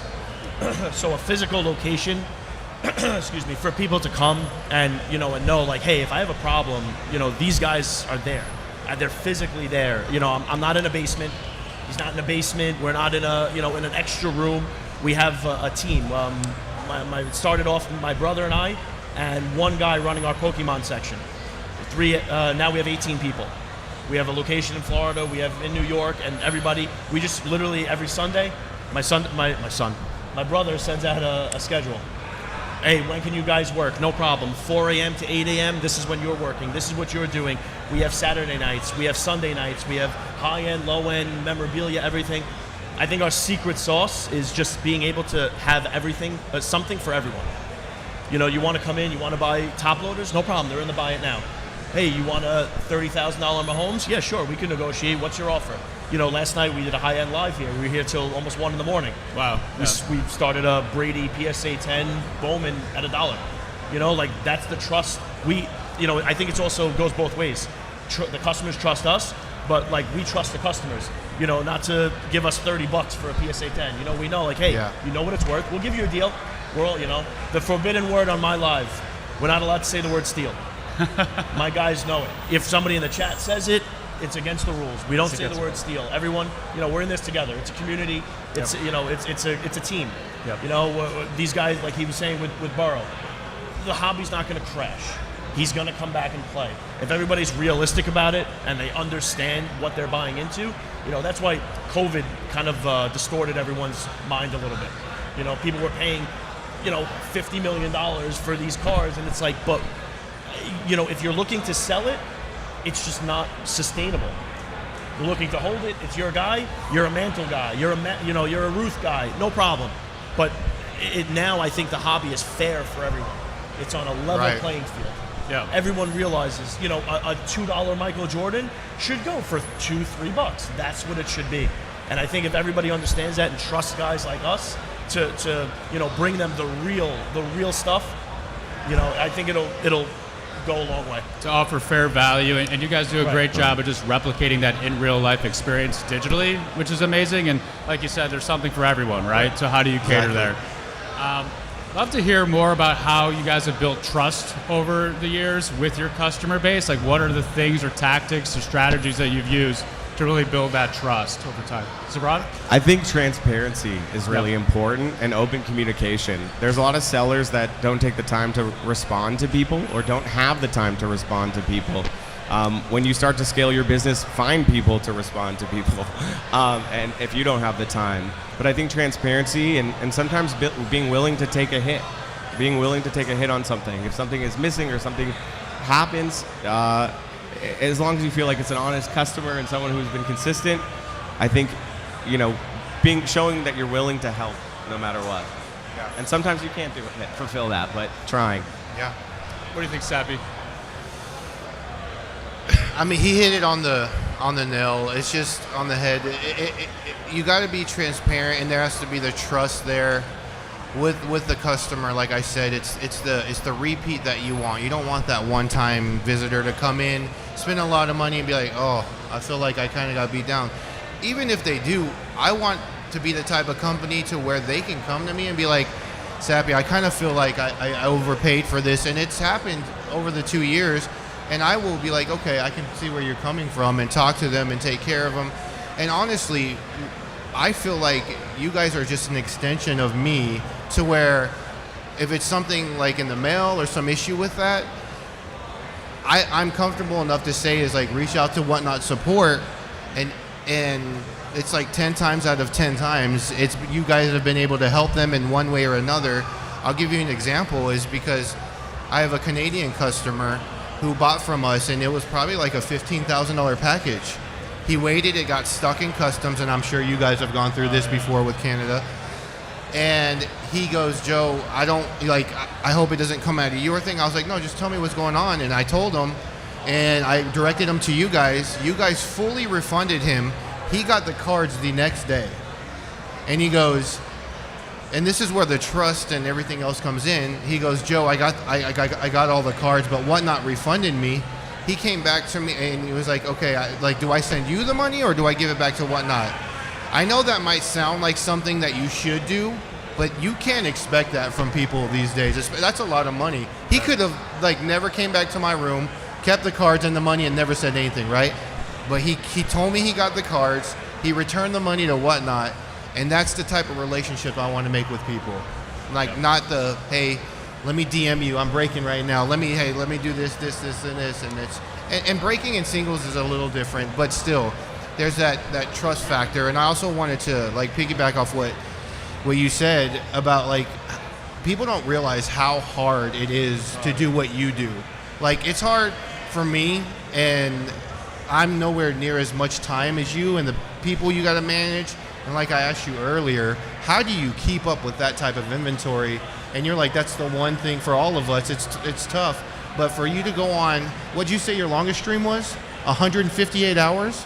Last week we did 100. Last week we did 100. It's an all-time high, that's right? 158 in a row of them not being. They were live the whole time. Think about that inventory. Do you guys do wax too? Wax? Not really. So We don't do they're like a breaks. one-stop shop. If you may want a box or something, they might do it. Yeah, They we got have- we supplies, turn around, we everything, have the right? wax wall, But yeah. that's singles constantly doing that. So people should realize like the work that we do. We want to do this for them. And that's also when they see stuff like that, they want to be in our rooms and they're like appreciate the work that we put in for them. And we're also real people. Yeah. Right. We have wives, we have kids, we have houses, we have cars. Like How many aside from many working cars? Right. Yeah. Aside from working in a shop, we are real people. You And- know, like.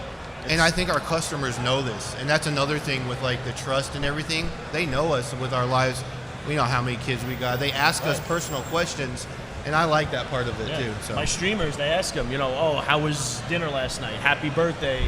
This, that, like that's also the streamers. They buy from your streamers. You could have the highest price. They want to hang out with you guys.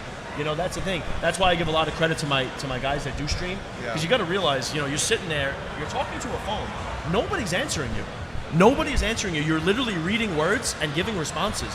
So when my guys go 3, 4, 5 hours, like that's crazy. It's a mental game, right? I used to It do really it. I'll is. be honest. I can't do it anymore. I cannot do it anymore. My brother does it from time to time, but these guys, we have like, Scott and Danny, and Scott does vintage. He'll be on there for 5 hours selling cards that are 40 years old. It's a lot. But that's another thing is you wouldn't have been able to do that without the trust that you've built with your customer. Right. The reputation, right? I think that's a huge thing is what Sappy's saying as well, is once you develop that team, you can't just expect people to come in the same volumes. When Sappy does his shows, his numbers are, the cards are a high end too, but his numbers are higher than when other people are. And that transition to take away yourself, you're a good talker, you could talk, you could do it every day, I'm sure. And so to trust other people to do it is a really hard thing to do. And it doesn't always, it's not always successful. It's usually 2 or 3 or 4 or 5 times before that's successful. And it's not like, this type of thing, it's not like Whatnot existed. It's a couple of years. So it's not like, I did this when I was younger. No, you didn't. It didn't exist. Oh, I think we're going to wrap it up shortly, but here's the last question, more so around like, what excites you the most over the next 6 to 12 months about the hobby, about your business personally, what Whatnot has potentially like enabled you guys to do, and like how do you plan to like scale up over the next 6 to 12 months? Maybe Yoni, you want to take that? So our motto from the beginning, we didn't do the $1,000 cards all the time. Our motto is, we buy a card for $1, we sell the card for $3, and we keep moving. When 5 seconds sudden death came on, that Turn was and burn. the happiest day of our lives. Yeah. When you go to the 15 seconds and then you see 10 seconds and 5 seconds, so I think right now where the hobby's at, I think like I said before, it's on the level playing field. Yeah. So I think in the 6 to 12 months, people could say, oh, basketball's coming up. All right, let's have some fun. I think, this guy's going to be great. I think LeBron's going to have his best year in his 21st season. All these little things that, you could really put together and say, like, all right, we could do this together for all sports, and even all sellers across the board. Yes. Right. How about you, Zabron? This might not happen in 6 months, but I think one of the things I would like to focus on and have been focusing on with some great people that I've been collaborating with is one of the big parts of my show is the entertainment factor. It's not just cards. And how do we make that more of an entertainment factor with like a studio-focused shop? I'm in San Diego, close to the beach. Lots of people are going to want to come and do media there. I think that would be the next step is how do I get out of my side room and into something a little bigger and more fun that people want to come and collaborate with. Awesome. And last but not least, Sappy, like what's exciting for you? Honestly, coming into the national and seeing Whatnot everywhere, it's growing. Every national, it's getting bigger and bigger. What you guys are doing, and I'm seeing like literally everywhere I see the signs. I love seeing that.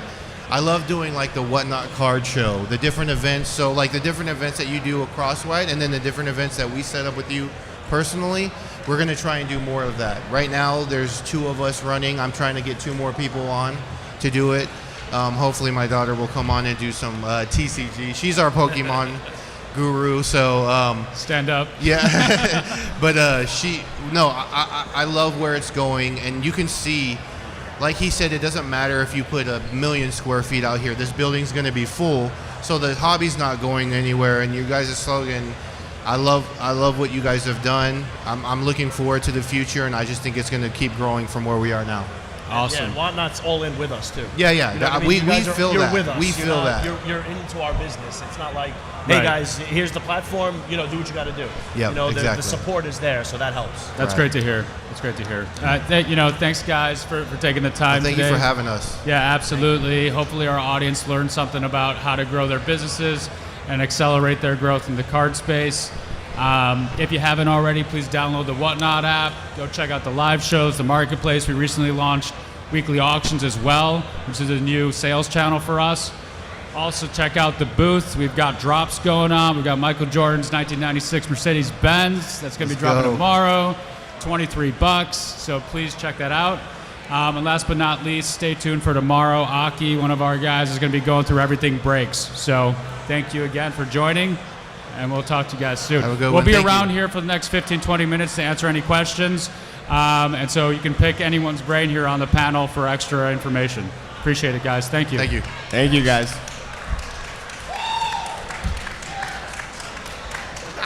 Where do I get my signing bonus? What's my signing bonus? I was like 100 checks in the mail.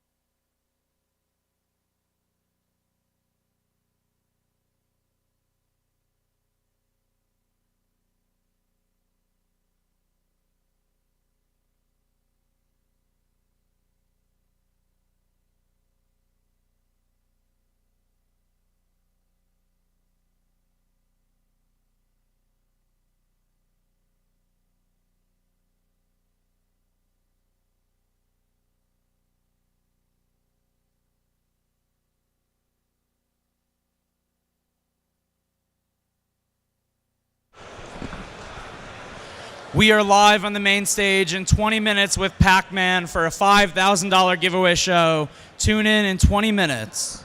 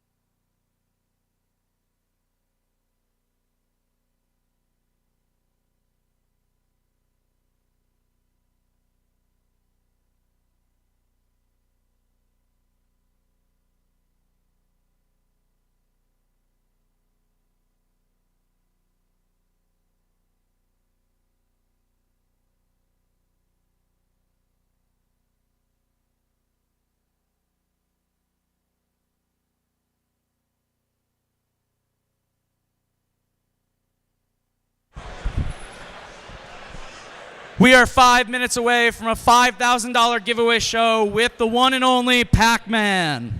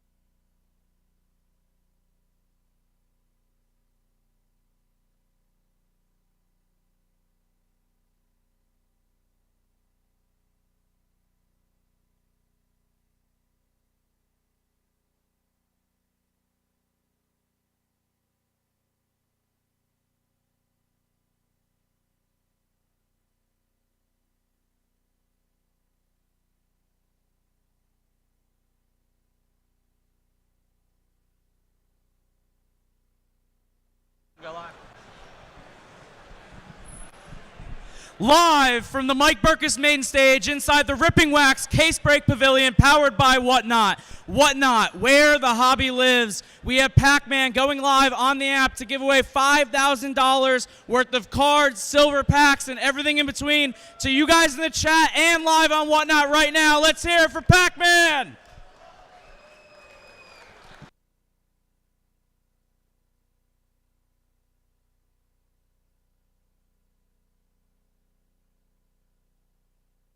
Your phone. Oh, yeah? All right, cool. And you can just read chat, control everything. Sounds good, sounds good, sounds good. Good to open? Yep. All right. What's up, everyone? We got a ton of freebies. If you ever joined one of our giveaway shows before, we're going to give everything away, and that's it. We have a lot of stuff, awesome stuff in the crowd for you guys as well. And the way they're going to work is I'm going to have you guys hold up your hand, and 1, 2, 3, 4, or 5. So first one I see would get like this box or something like that. We'll do those in between the giveaway that we run. First, I'm gonna join this stream and get this started.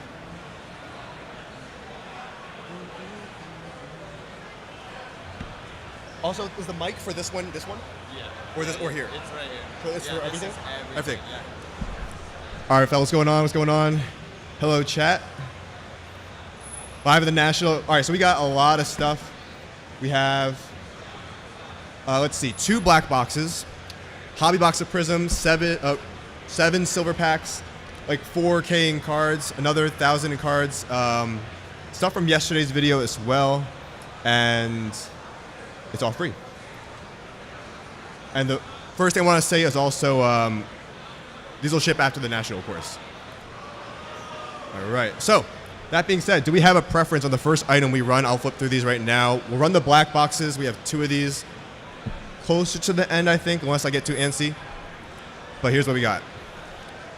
Just bought these actually like a minute ago. Thank you, thank you. Got Mr. B.I., Mr. Donovan Mitchell. I found him on the floor like that. Halliburton. Got Amen. Black box. Not in the black box, but it's a black box. Got Mr. Wade Cunningham. Got Jalen Hurts. And more. Howell. Got D. Wade. And Lamar. I already bought these like 30 minutes ago, so yeah, they all have the stickers on them. We'll run all of them. Justin Herbert, Luka, and Embiid. And, oh, there's more. We got these guys, McCaffrey, Tatum, and T-Law. So everyone in the crowd can join from their phone as well. We'll also have some crowd exclusive giveies, but which one do we want first? Do we have a preference? Not yet, Bugs. Luka or Hallie, it seems. Luka, Hallie, Wade, Hurts. We're running Luka first. All right. Base isn't dead, it seems. Do we have a stand? Do we have a stand anywhere? Okay. All right, first one up.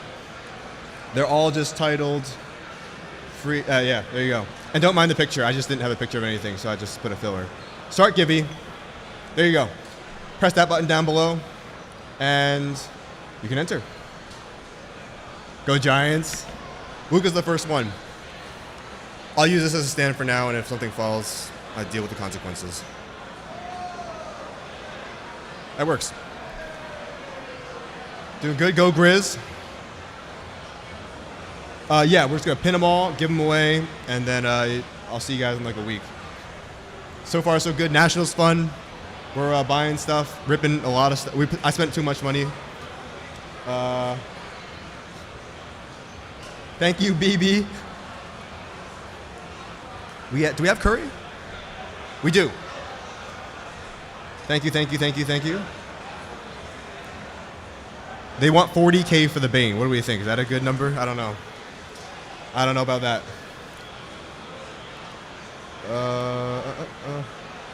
So here, it's actually pretty cool. To my left, it's a sauna, and to my right, it's comfortable. And also, I don't know if anyone saw on Instagram, there was a raccoon loose in the show.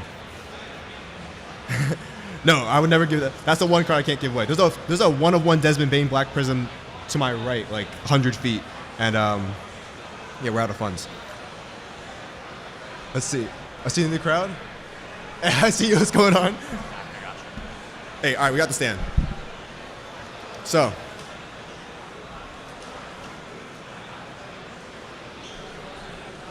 All right, well, hey. There you go. We're going to be up here for roughly about maybe an hour, and welcome to the live. How long will each giveaway be? Let me do some quick math. A minute or two, maybe? I don't know. We'll try. All right, so press the button down below. Make sure your payment and shipping information is added. Don't be charged for anything. That's just so that I can ship stuff to you. And if any issues, aside from that, update your app. Make sure your phone's verified. That's probably what should fix anything. Doing good, Prism? From 20 feet in front of you, 10 o'clock. Oh, what's going on? All right. And while this one runs, I'll let this one go for a bit, and then we'll speed through it. For the crowd, we're going to have a trivia question. So I'm going to have you guys put up 1, 2, 3, 4, 5, or 0. And if you get the answer right, I'll give you a prize. We'll start with the Pack of Prism Hobby. It's just the first one I see. So, I mean, hopefully everyone's close enough I can see it. All right. For a somewhat dollar Pack of Prism. And once again, go like this. 1, 2, 3, 4, 5, nice and high. The trivia question is, how many championships does Chris Paul have? Right in the, yeah, right there. Red and blue shirt. Yeah. Here, come take this. That's why he's CP0. All right. And we'll draw this one in 30 seconds. We have tons of those. We'll have more trivia similar to that. Something simple like that. All right. All right, chat. Running the first one now. Best of luck. Here we go. For the Luca Prism 10. That should go for somewhere around that. All right, here we go. Running the first one. Good luck. I actually do like Chris Paul. I wouldn't say that if I didn't like him. The only people I talk about are the ones I like. One of these card stands. It's pretty cute, but I mean, you know, I like my stand. Billy E. There you go, Billy. So these will ship once I get back. So give me like a week, a little longer than normal. And there's the Luca first one. Billy E. You got it. Let me screenshot that. There we go.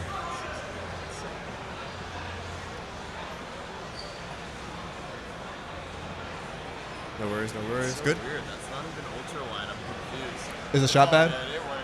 We good? I thought we could get wide. What are you gonna do? All right. Do we have a preference on what we want next? What's going on? Those are the boys from Discord. We got Mr. Chaos.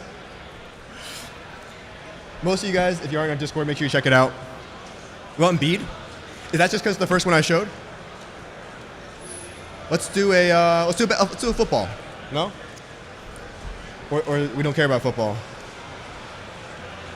How about let's do Hurts. There you go. All right. Jalen Hurts, same drill. This should be a little faster than the last. This doesn't even fit in the stand. I'm gonna hold it. Here we go. Next one up. Good luck, fellas. There we go. Card number 2. This beautiful Jalen Hurts is number 17 of 99, and it is a non-associated rookie jersey autograph. Enter, enter, enter. Absolutely, Billy. Congrats. Any baseball? You know what? I would have thought I got some from the Panini packs, but I didn't, which is kind of odd. That's my bad. No, there's no baseball. Not today. I'll make it up at some point. There's no F1. It's mostly... I have NASCAR. Anyone like NASCAR? Is there anyone here who likes NASCAR? Oh, there is? Okay. You want all these?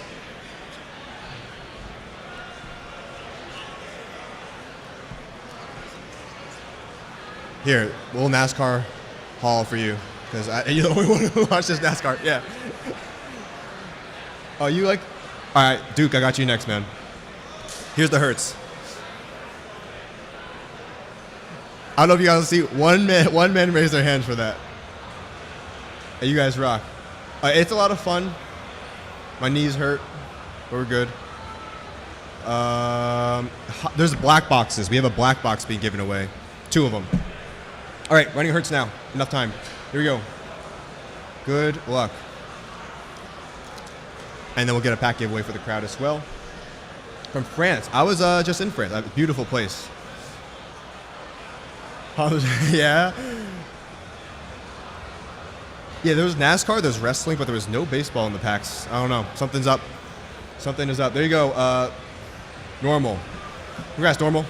You won this Jalen Hurts. All right. Do we have a preference? What do we want?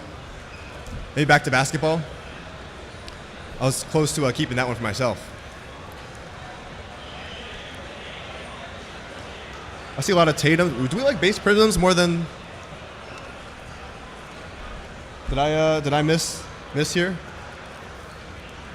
All right. Let's do Tatum. All right. The base prisms are alive. There you go. Tatum base prism. By popular demand. Gibby, start. There we go.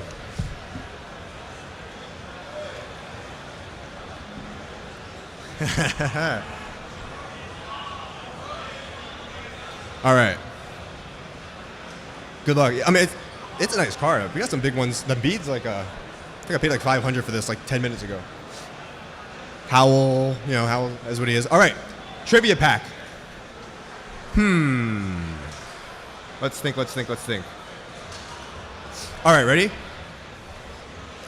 For this pack, this is for the crowd. I'll run one for the chat too as well.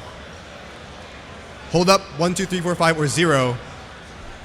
What number is Paolo Banchero? No, wait, next to you. Yeah. Here. Got you. We have 10 more of these. Yeah, we'll run one for the chat as well.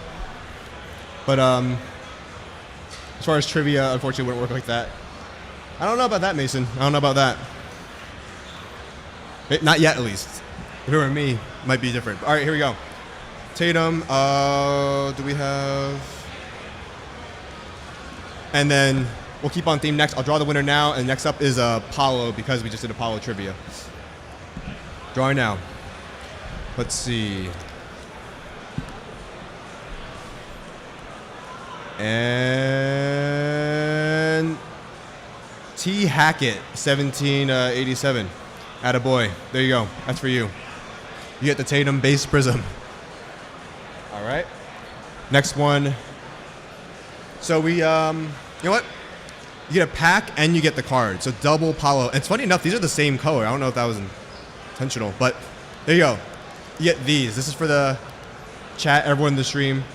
Running both these right now for the next prize. Start Gibby. We'll have a lot more too. Bookmark the next stream. This is one of 2. I have some more to give away when we get back back home, and we'll give away even more. Do I see you in the red hat? No. Yeah, sorry, no.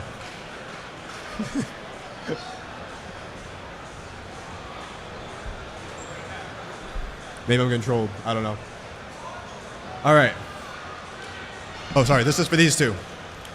1 pack, and probably ship it sealed. Good luck with whichever you get. You're in the front row? Oh, what's going on? All right, let's see. You're under the desk. All right, interesting. Wait, if you want to commenting, you can raise your hand. I'll wave, but what's going on? I love you, Philippines. It's got to be autocorrect. All right, here we go. Drawing now. Yeah, everyone from the Philippines shows so much love. I love all you guys. I will visit one day because I want to go there very badly. D-Wade, we can run that next. No one shows in the big ones. I mean, we got the fraud MVP. We have made less than Burrow. We have the new Thunder guy. Powell? All right, what do we want next? And the winner from that was Sink. There you go, Sink. All right. Shay. What do you want next? Comment what you want. And we'll do it. Wade, Shay, Amen, Whamjack. What? Okay. Sorry. Oh, never mind. All right, we have Amen Thompson. OTE Chrome. What do we feel about this product now? I feel like we're kind of in the middle on it before it dropped. And now that it dropped, I'm glad I got it.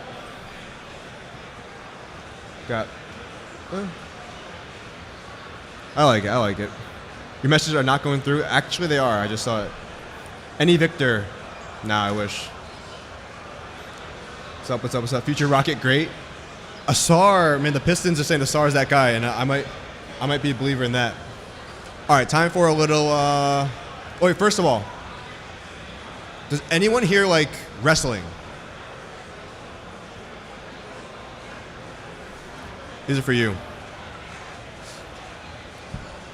That had 5 hands. NASCAR had 0. It's a Roman Reigns and an Undertaker. There you go. Thank you. Yeah. Hello. Can you have a shout out? GA, what's going on? Can I grab you one of those cards? I don't even think I can have one. Should you grade your... If it's in good condition, why not, right? All right. running this in like 30 seconds. And, I should probably speed up. We have a lot of stuff now that I think about it. So, I lied. We're running it in 10 seconds. And, I mean, they weren't standing up. Yeah, that's whatever, yeah.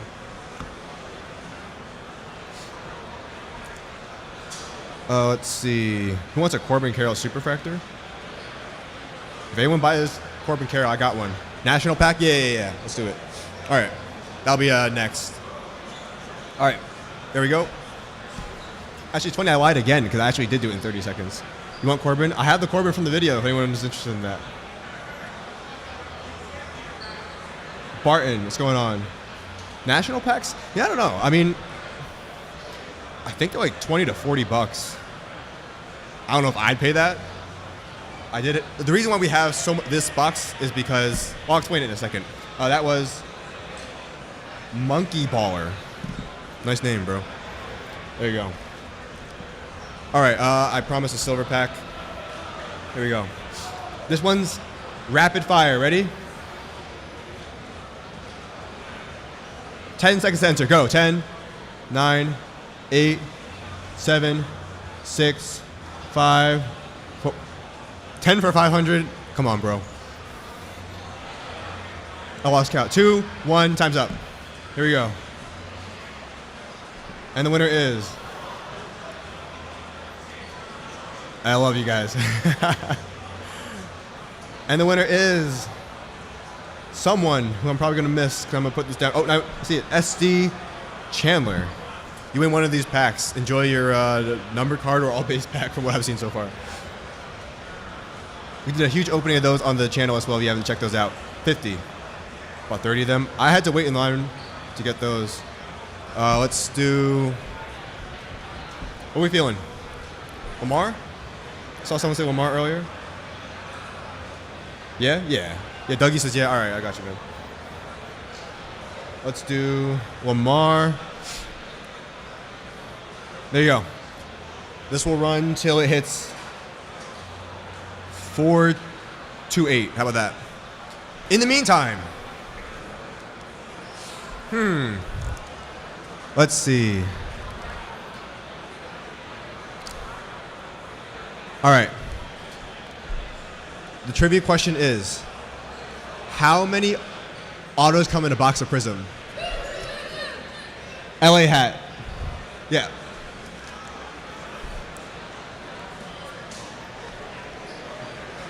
There you go. Right there. Thank you, man. Good luck. 70. I wish. This isn't a Brigger's Delight. All right. Lamar, good luck. What else we got? We have, okay, so for the crowd, if you want it, you can have it. In order to get all these silver packs, I had to buy a ridiculous amount of Spectra T-Mall. So I have all those cards here. There you go. So that's what's in here. It might be good. It might not be. There's 2 of them. And maybe some base cards and some rookies from Revolution Asia. So it's a big brick of a box. I'm gonna give this away next to someone in the crowd. Let's see. Oh, thank you, Ellie. All right, cool.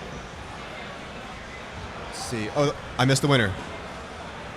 Kazorix. There you go. All right. What are we feeling? How about, I saw some Shea, some Howells, Embiid, Herbie. What we want. We have a lot of them. We're starting speeding up a bit. Embiid. All right. It's a very fat slab. It's 3 times bigger than it needs to be. It doesn't fit on the stand. Here you go, Embiid. Let's run it for 21 seconds. How about that? Ready, set, go. And when it hits 39. All right. And then while that runs, we'll ask another trivia question. All right. And there we go. Good luck. Okay. For a box full of stuff, if you want something from the box, I mean, you can pick through it. It's yours. For this box, I'm gonna move this right here. And congrats to Brazy. There we are. Embiid. And we'll run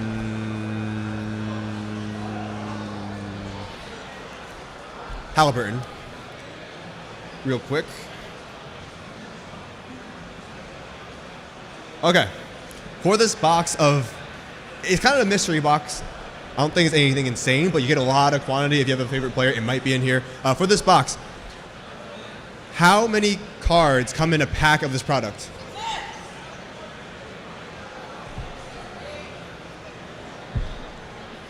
Hopefully it's something you like. There you go. It is not 4. That is... Optic has 4. All right, ready? We're drawing this one for Tyrese Halliburton. 13 of 59. Nice card. And here we go. All right, we'll do a couple more. I might run a black box in the middle here, I'm thinking. Shout out to your friend. D-Mitch next. 1 second givey. We tried that before. This is we have to give at least like 10 seconds or else like 10 people enter. Crazy Transformer guy. All right. There you go, man. You get Halliburton. Let's do a silver pack real quick. Speed round. 10 seconds. Ready, set, go. Good luck. 1, 2, 3, 4. Oh, I lied. Speed round. 1, 2, 3, 4, 5. I'll give 1 extra second. 6, 7, 8, 9, 10, 11. All right, here we go. Yeah, no, your thing, everyone's thing's working. I just, I missed the button. I did.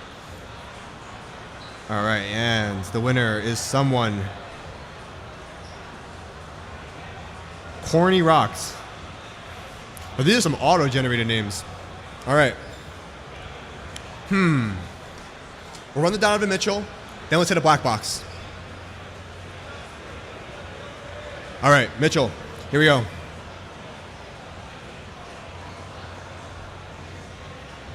It's up. How was my black box? I'll post it in the annual national vlog. It was very, very nice. Oh, I saw someone, the black box this year are crazy. I saw someone with like Grail level card black boxes. So, man, this stuff's nuts. Doing good. I'm actually pretty hungry. Probably gonna eat something. Thank you, K. John. Okay.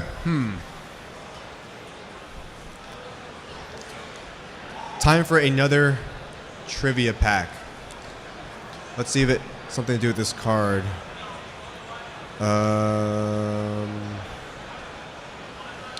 No, let's not do that.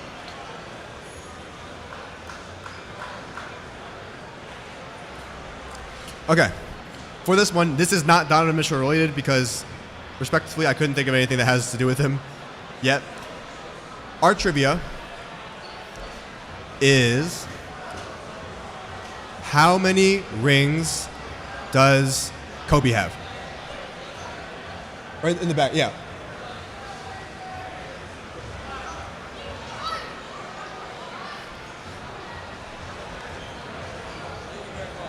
Oh, yeah, sorry, wait. Hack. You could have just said nothing. All right. For those who couldn't see, I almost gave him the wrong one. We almost got in big trouble. There we go. I have to do I'd love to do some more complicated ones, but I want to make sure it's simple. Just, first hand we see up. All right. Running Mitchell here. Good luck. For this night, this is the black box actually, yeah. So this is a 1-of-1 black box from 2021 National. Cornerstones on card RPA, and it is player worn. So, that's big. Hockey trip. All right. Cool hockey trip. Okay. We have 2 black boxes. Should we do left, right? What do you guys think? Point. All right. This is for a black box, which I'll open here. We'll see if it's good. If it's it's bad, that's kind of underwhelming. But what are you gonna do? Let's see. For a black box, and I hope it's good. We just forked over a boatload of money yesterday in 110-degree weather near the Panini booth, so I hope it's good. Okay. For a black box here, and I'm gonna ship just the cards to you because this is a decent-sized box. So I'm gonna ship whoever wins it. Once again, when we're back from the national, you can see in the show notes. Give me like a few days, and I'll ship everything out. Yeah. All right. When this hits 24, how about that? So 5 seconds, and then we'll see who's getting something. Here we go. Drawing winner for a black box. Oh me, oh my. Here we go. And the big winner is... Ooh, wait. I recognize the name. I think you bought from one of our streams before, right? Urge, I think I recognize that name, right? I don't know if you're in the chat. And if you are in the chat, who do you hope you get in this box? It could be most likely basketball or football. If it's baseball, I'm going to be pretty disappointed, but... I don't see the name. Well, regardless, you're getting it. Here we go. Ready? All right, 3, 2, 1. Fate of Universe on the line. It is... It's a Shaq. Shaquille O'Neal. The question is... Thank you. What's going on, fellas? I'm curious what parallel that usually is. Black, it's like a black wave. Do anyone know? I would look it up, but I'm currently on my phone. It's like a black wave. I don't have my cheat sheet with me. Black Mamba wave? I'll call it that. I like that. All right, there you go. That's one of two. Mr. Shaquille O'Neal. I just watched his HBO thing, which I actually said that too much now. But all right, let's see. Let's do Shay. This one will be 10 seconds again, since it's 10. Here we go. Ready, set, go. Okay, go. 1, 2, 3, 4, 5, 6, 7, 8, 9. And here we go, 10. Good luck. This is for Shay. Kind of surprising me this is $500, but what are you gonna do? Positive vibes, one love. All right, yeah. Get down with that. There you go, Shay for you. All right, let's do another pack here. Speed round again.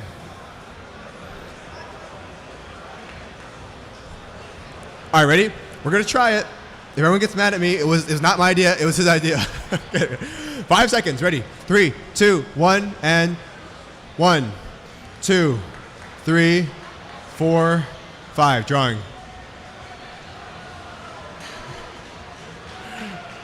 I don't see anyone mad yet, so I think that was a success. 1 second.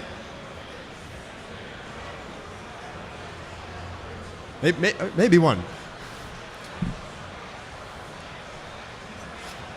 Green slabs. Oh, is that it? Yeah. After this, yeah. All right. I'm gonna try 1 second. They asked. I'm just being a follower. 3 seconds? Okay, 3 seconds. Yeah, 1 second. 3 seconds? Okay, I'll try 3 seconds. All right, ready? 1, 2, 3, live. 1 Mississippi, 2 Mississippi, 3 Mississippi, gone.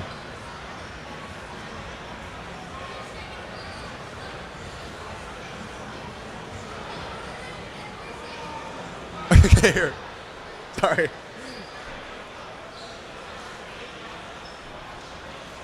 We have fun guy number 1. All right. All right. Continue on. We can try. Can we handle 2 seconds? Is that too? They said no because I think it's too slow for here. And definitely not 1. No, 1. I would win that if it was 1 second. I'm gonna do this T-Law. Unfortunately, no one wanted the T-Law. I don't think I saw one person say T-Law, but gotta show love to Mr. Trevor Lawrence. All right, starting the giveaway. Time for a trivia pack. All right.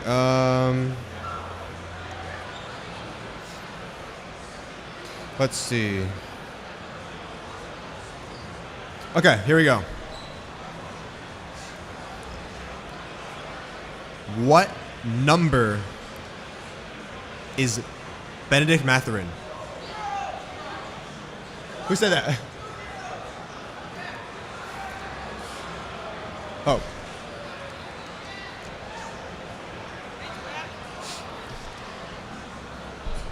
Hold up the 0, though. Hold up the 0 if you got it. We'll do one for the chat, too. And we'll draw this one for T-Law. And the winner, it's going to take 10 seconds. I'm going to do something else in the meantime. So we have 6 left.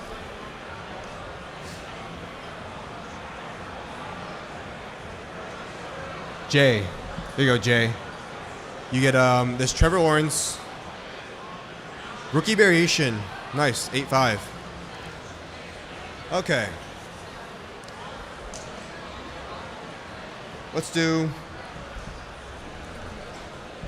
How about? Do you want?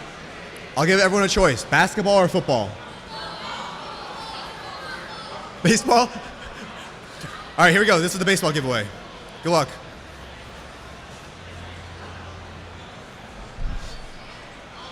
All right, no. All right, so let's do football. It sounds like you want Howell. Howell. I got you guys. All right, XRC. Justin Herbert 9. Just got paid. As well as whoever I just bought this from. $600. All right. This might be the best one, actually. I should have saved that for last. No, the black box is last. We're good. I'd love that too, Nathan. All right, ready, fellas? Here we go. 3, 2, 1. Drawing now. Good luck. Herbert. And in the meantime, here's another, box of stuff.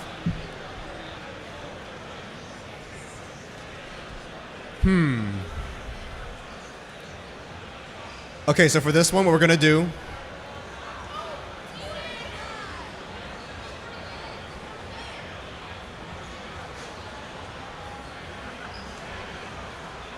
Wasn't me. There you go. Believe it or not, that's actually, I think, the 4th time someone's won twice in one stream. Crazy Transformer guy just saved me shipping money.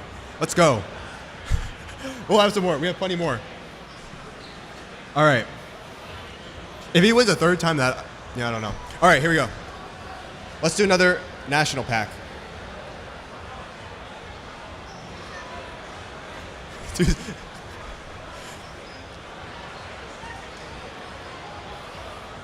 If we do 2 seconds, I'll have you count it down from what you can see. How about that?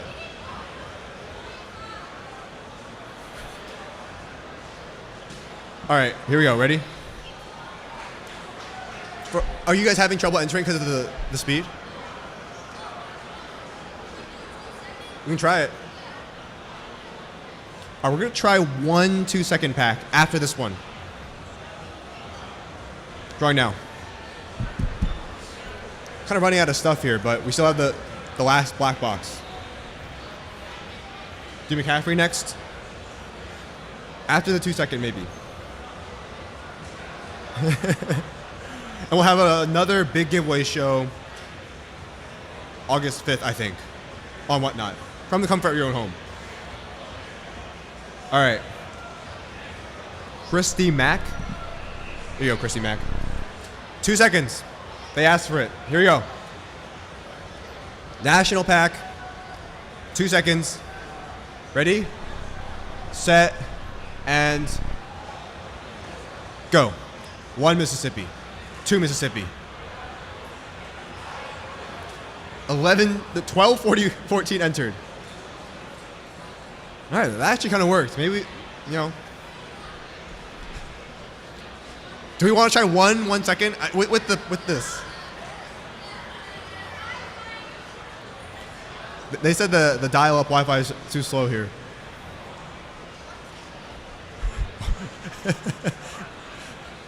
I don't know. Or we'll try 1. I'll give a low, slow 1 count.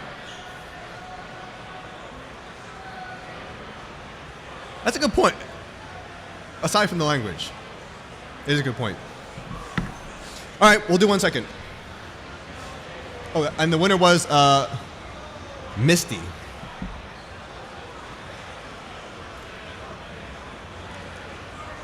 Final pack. 1 second. You guys asked for it. I saw enough people. All right. 1 second. Get ready to press the button. If it's really slow, hey AJ, what's going on? If it's slow for some people, I apologize. We're just doing 1 like this.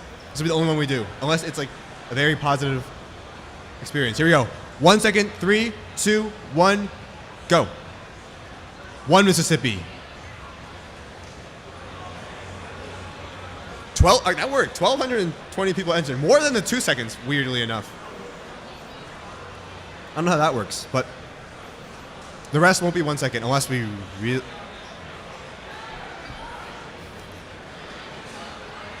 All right, that's it. No more 1 seconds. Alley-oop. Back to cards. Let's do some of these. All right. 6 seconds for Matherin. Ready, set, and go. 1, 2, 3, 4, 5, 6. I suck at my job. I could have swore I saw it. Okay, 1, 2, 3, 4, 5, 6. Okay, I didn't get yelled at this time. There we go. We'll speed run these ones because, with all due respect, they aren't as big as the others, but I think we want more. Jason. Get Matherin. Next one up, Giannis. Speed round.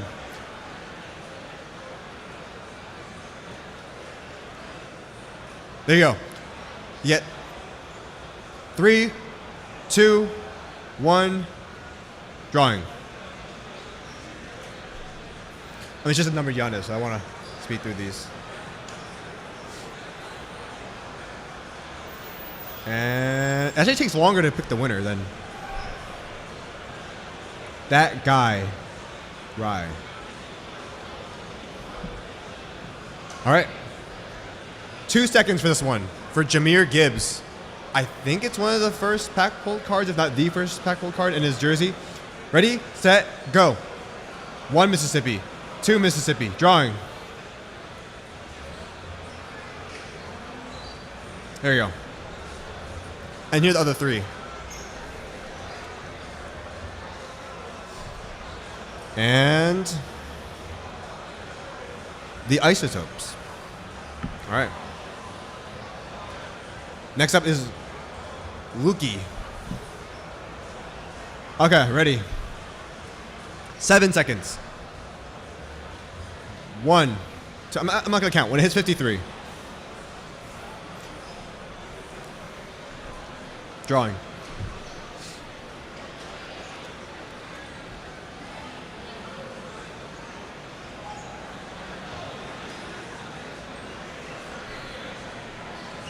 All right, and Bill E. We have 2 times back to back. It's possible. I mean, yeah, a little suspect, but it is possible. And thank you, Positive Vibes, One Love, for the $1 tip. I'll definitely use that on a value fry later. There you go. Holy tip. Shrimpy Breaks with $5. I'm getting a meal. VSAR. Thank you, fellas. That means a lot. All right. Jaden Ivy. To $199. 5 seconds. Let's see if we can get another repeat. Here we go. That is lunch, yeah, no. That actually goes a long way. Who's your Wi-Fi provider? Kaiser, thank you. I'm about to pay national prices after this show. Big fan, thank you. Fam, thank you. All right, half. Thank you for all the tippies. I'll read out any messages in a sec. There you go. And the final one is Jameer Gibbs of these cards because, you know, they're all right. We'll run this one and real quickly, thank you for all the tips. Thank you. And it was totally optional. All right, for a packaroo. Let's see. All right, so for this one, I'm gonna have first hand I see, and we'll keep calling on names until someone has the right answer. If no one knows it, we'll audible and it'll be the same answer. That's a hint. The question is, what's my favorite number? Another hand.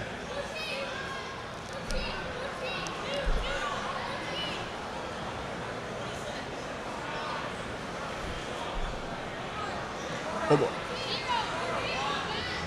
All right, ready? Here's the second hint. My favorite players wear the same number.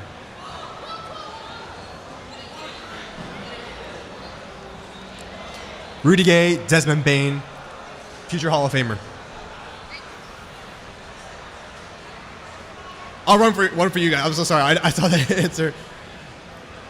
I got it right. All right. I'll run one for the chat too. Oh, free pack here. Drawing winner.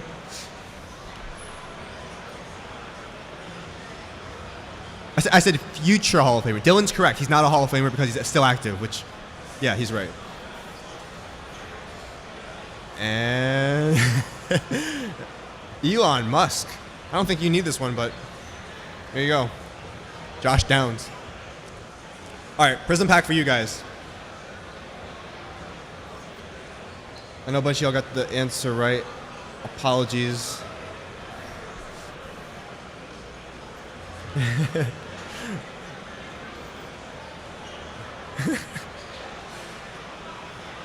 Any tips for new Whatnot streamers? Have fun, let's say. Love you, Dylan.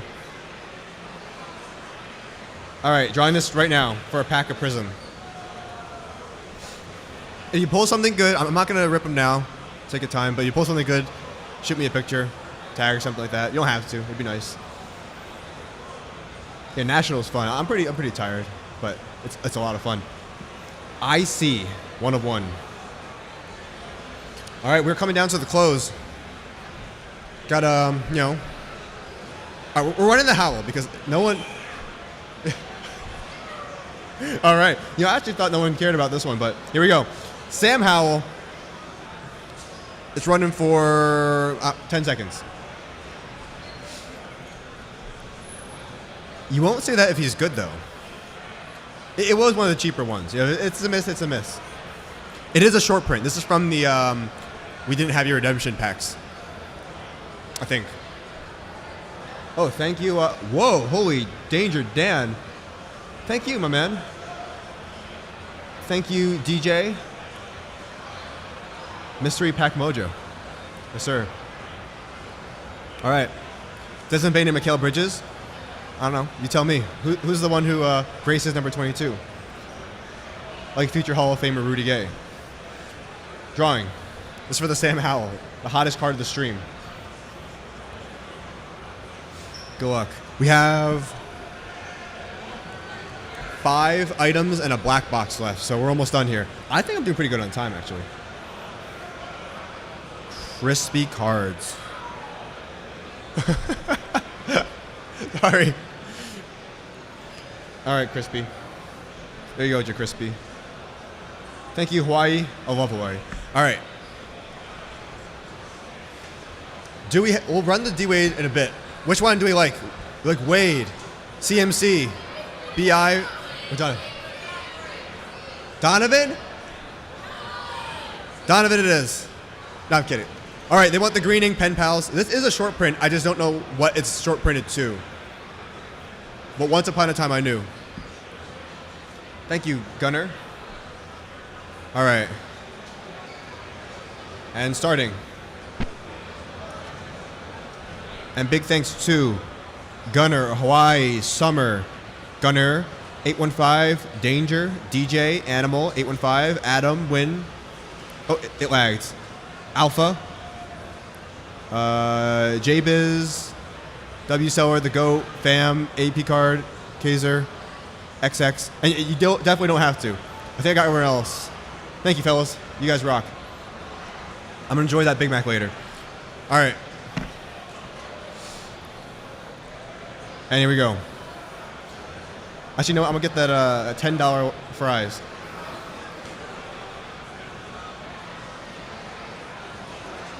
The winner for...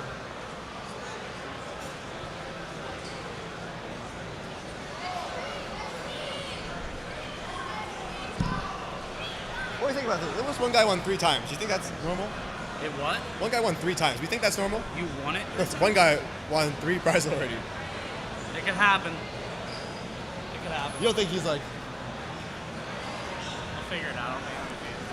All right, congrats. Definitely eyebrow raised.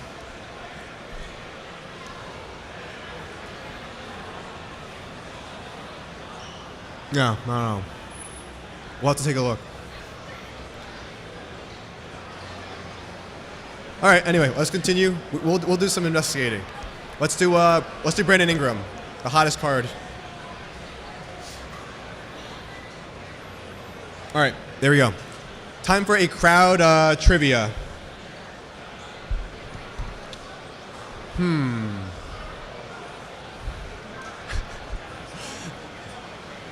All right, so here's the question. First hand I see raised. Once I ask the question. All right. How much do you get off your purchase when you use my referral code? Here's a box of stuff. If there's something good in it, it's for you. If there's nothing good in it, I might see it in the trash later. But I think something is in there. Oh, we've opened a bunch of Spectra T-Mall and there's stuff in there. Drawing winner now for the BI. We'll run Donovan. Yep, we'll run all of them.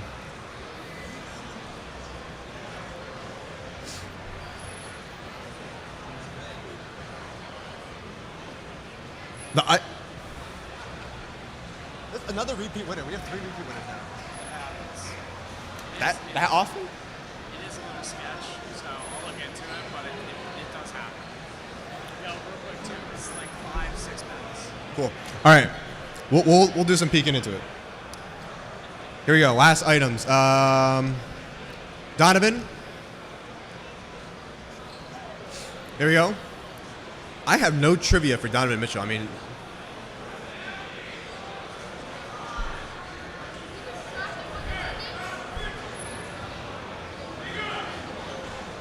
we're giving this away right now. No, we're giving it away in the stream. Hop in the stream. This guy's wearing a Donovan Mitchell jersey. Oh, a nice shirt. Yeah. Woo, that's a good looking guy. All right, Donovan Mitchell. Trivia for this one. All right, here we go. For trivia. First hand raised, once again. What year did LeBron win a championship with the Cavs?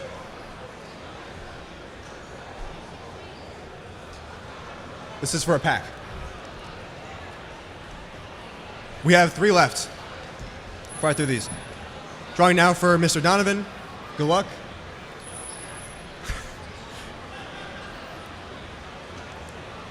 Can we see a new name?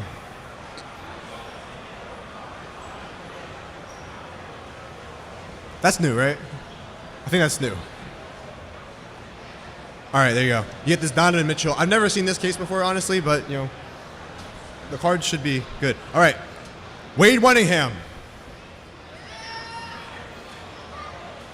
There we go.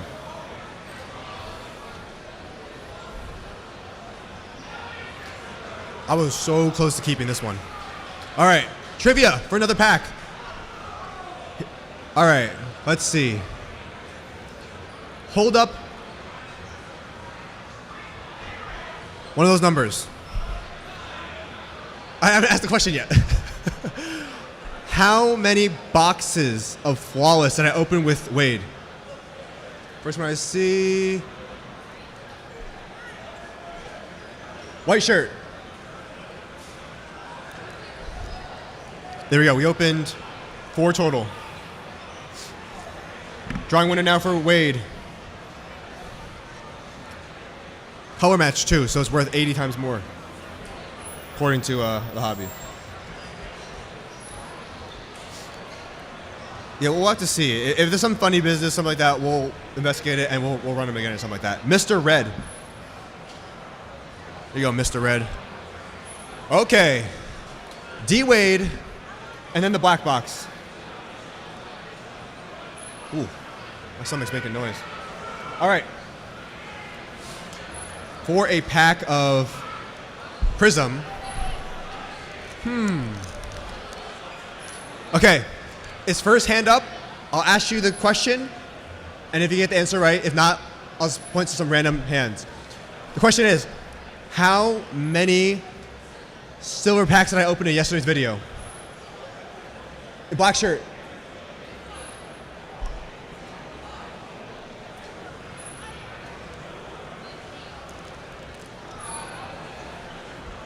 There you go. Man, the chat knows their trivia. All right. That leaves D Wade drawing now. And then once again, we'll have one more big giveaway stream featuring some more stuff from the National after we get back. Will. There you go, Will. You get this D Wade 03 SP Authentic. Rookie auto, nice. The black box. Here we go. The last black box. Last pack. Yeah? All right. Same thing, hands raised. I'll ask a question. All right, ready? For a pack of Prism. What number does Jaren Jackson wear?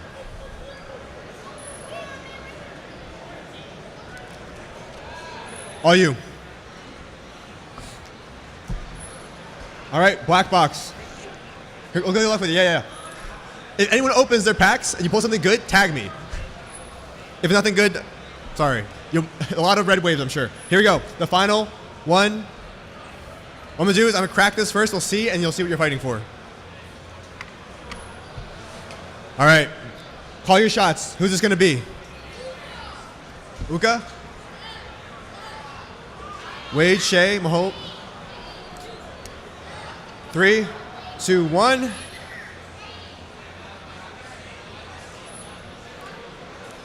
Jonathan Taylor, Platinum 1 of 1. This would actually be a 1 of 1 in the product. Rookie auto from Flawless is being given away.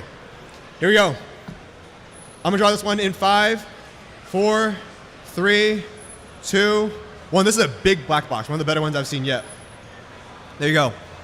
Check out the main channel. We have more national videos coming soon. Big mystery box probably coming today. Another stream coming up. Bookmark the next stream, and that's all I have to plug. The winner is Benjamin P. you get this one-of-one, technically a true one-of-one of Jonathan Taylor. And there we go. Thank you, everyone. Appreciate it. You guys rock. We'll have some more soon. And yeah. Do I end on my end? You got it or I got it? Okay. Over? For me? Appreciate that. Thank you so much, man. 100%. Yeah. What's that? Nice job. Nice job. Hey, is your mic on? Hello? Yep. Can you do a whole collection video? Hey, gang, stick around. In a few minutes, the Great American Collectibles Show is going to be broadcasting from here.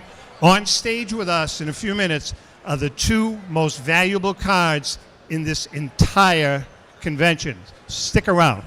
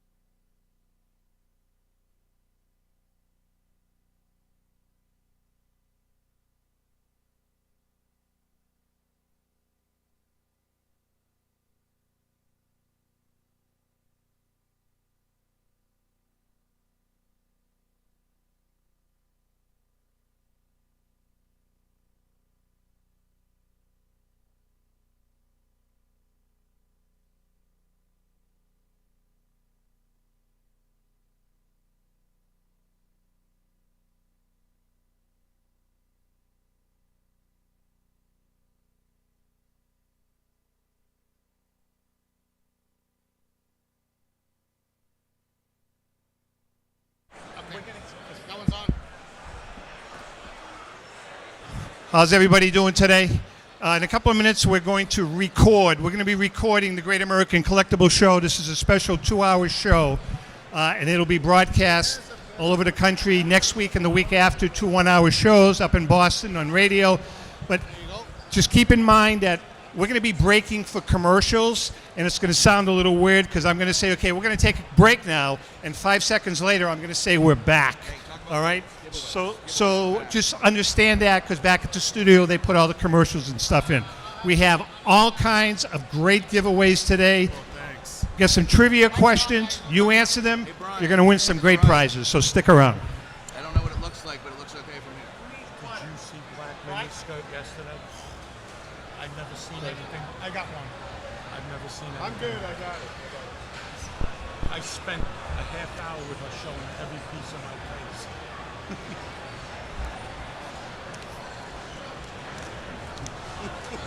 Oh, Great American. I even showed her my T-shirts. No, my wall. T-shirts. You got your own T-shirts. Yeah. Give it a vote. I'm impressed. Whoops. So, just between you and I. Is this Yep, you got it. 9? Oh my God. Yeah. It was in a PSA 9. Was it? Yeah. Actually, has a belt. Because Jim Haas owned it, and he owned Global, and then Global, and they got listed. They put it in a PSA 10. And you can't get it done. Couldn't get it back, so gave it to SGC. Let me see that. It was a PSA 9. Was it? Can't get it back in. I have it muted for now. Let me go back. No, I know. Even if the card's a 10. That was not in your Yeah, you're better off. That's probably nicer than Marshall's 10. I don't. Brian has seen Marshall's 10. Marshall's 10's the nicest one, right? Yeah. Marshall's 10's the nicest one. Who owns the other two times? How are you, Ellen? Good. Yeah. You know. Kendrick Yeah. Oh, Kendrick. Right. and Valari. Thank you. Talked to him yesterday. You heard about his theft, right? Plus, he sent 20 books to the Hyatt to give out today on our show. They got stolen. Honest to God, John. Knock on wood, we haven't heard too many of those. I know. We actually got a guy selling fake stuff to be kicked out. He's selling counterfeit Tom Brady jerseys. And Hey, guys. I can't believe how much room there is. Joe, Brian, make sure you put the mics right up to your mics since the crowd is noisy. Tom, would you ever introduce the show? Yeah, no, you can say Tom Zappala. Yeah, I gotta get Great American Collectible Show. Oh, it's not even close. Have you even been in there? Test, It's out of control. test. We're good. It's almost too Yeah. What it does is it hurts on Saturday it is. Yeah. Huh? But I think they're all doing well. I know. Are you guys doing well? picking up some good time. It's some decent We're stuff. picking up some. It's not. Test. It's not like Test. it's been in past years. But it's loud. It's busy. Oh, it's busy. Yeah, it's busy. I love when It's the hard, doors you open, know? some people running. Like, you gotta be kidding me. Where are they going? There was one guy, he looked like O.J. Simpson running through an amp, right? Like a Test. If you ever want to speak to someone next to you, turn it on because you're always going to Same have thing here, just open it. and then don't forget to turn it back on when you're ready. It's off now, okay? All right, we have a lot of fun here today at the National. All right, I'm Chris Stuber with Go GTS Live. Coming up next, we have the Great American Collectibles Show with Tom Zappala, Rico Petroselli, and John Mallory. Give it up for these great gentlemen here today. How's everybody doing today? Okay, it is showtime. All right, my name is Tom Zappala, co-host of the Great American Collectibles Show up in the Boston area. You can watch us on Facebook Live, Sports Collectors Daily Facebook page. We're all over everything. YouTube. What else? All right. Put your mics on. Oh. All the mics on? Social media. Yeah. Social media, YouTube, Spotify, Pandora, and we are also on the Valley up in the Boston area, 980 WCAP.